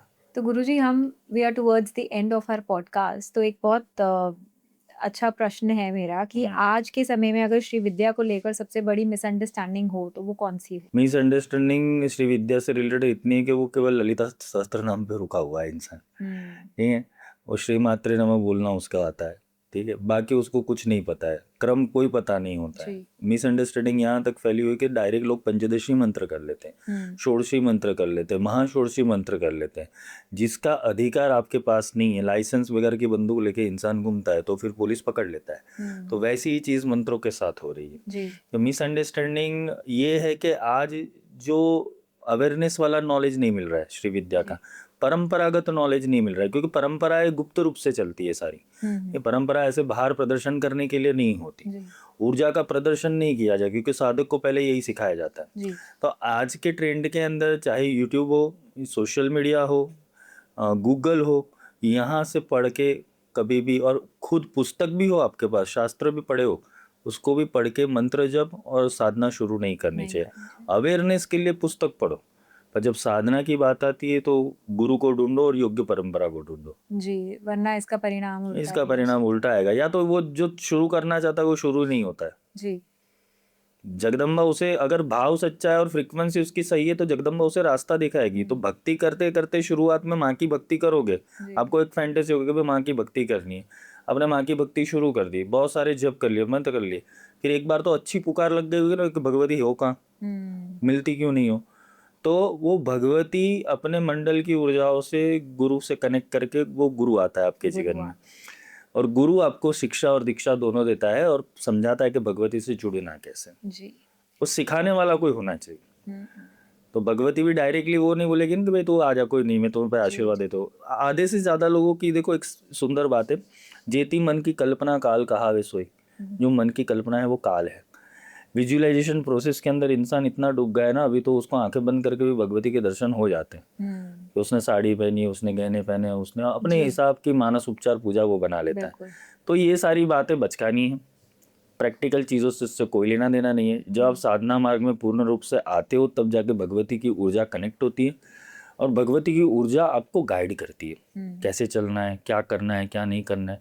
वो आंतरिक डिसिप्लिन तुम्हारे अपना आप बना देती है, नहीं तो फैंटेसी वर्ल्ड तो है ही। बिल्कुल। तो सर इसी पे आज हम ये पॉडकास्ट समाप्त करते हैं। आपसे तो मतलब यू हैव एंडलेस नॉलेज। अगर हम बात करने बैठे, अभी भी मैं अपने दर्शकों को बताना चाहूँगी कि हमने बहुत कम बात करी है। सर के पास इमेंस नॉलेज है और नेक्स्ट टाइम डेफिनेटली सर हम लोग बात करेंगे। बट जाने से पहले मैं आपसे ये पूछना चाहती हूँ कि अगर किसी को आपसे दीक्षा लेनी है या कोई श्री यंत्र बनवाना है अपने लिए, तो वो आपसे संपर्क कैसे करे? जी, मेरी एक चैनल है ब्रह्मास्त्र विद्या संस्थान, तो वहाँ नंबर्स भी दिए गए, ईमेल भी है, हमारा ईमेल आईडी भी है, जी। तो आप वहाँ से संपर्क कर सकते हो। जी। और पहले तो क्वेरीज जो होती है, तो उसके लिए हम पहले ये कहते हैं कि आप 3-4 महीने तक हमारे सत्संग सुनो केवल। अच्छा। और सत्संग सुनने के बाद हम क्रिया देते हैं संस्था के द्वारा। वो क्रिया आपको करनी होती है 3 महीने, जी। मतलब 6 महीने तक तो आपको नॉलेज लेना है और अपना आसन सिद्ध करना है। फिर जाके वो प्रवेश मिलता है परंपरा के अंदर कि अभी इसको कौन सी दीक्षा देनी चाहिए, कौन सा इनिशिएशन देना चाहिए, कौन सी विद्या में ले जाना चाहिए, जी। फिर वो गुरु डिसाइड करते हैं। और अगर किसी को सिर्फ श्री यंत्र ही चाहिए तो हाँ, वो तो वो भी संस्थान में संस्थान में संपर्क उपलब्ध कर है, सकते हैं। संस्थान में संपर्क कर सकता है। और वो भी आप उनके अकॉर्डिंगली, हाँ, जैसे उनकी उनकी कुंडली टाइमिंग, बर्थ है, टाइमिंग चाहिए होगा, उनका नाम, जी। गोत्र, कुल, ये सारी चीज़ें चाहिए होगी। वो सब हम डेटा कलेक्ट करते हैं उनसे और जी। फिर उनके लिए योग्य मुहूर्त में बनाते हैं। तो thank you so much for coming on spotlight once thank again. You very much, thank you. And अगर आपको भी ये वीडियो अच्छा लगा है तो प्लीज़ शेयर कीजिए। ये नॉलेज श्री विद्या की, श्री यंत्र की जितने लोगों के पास पहुँचे उतना कम है, क्योंकि बहुत लोग गलत तरीके से भी साधना कर रहे हैं और जिनका उनको फल उल्टा पड़ सकता है। तो आप जितना ये वीडियो शेयर कर सकते हैं ज़रूर कीजिएगा। And if you like this video please subscribe to the channel. That's it for today. मैं आपसे मिलती हूँ अपने अगले वीडियो में। Good bye and take care.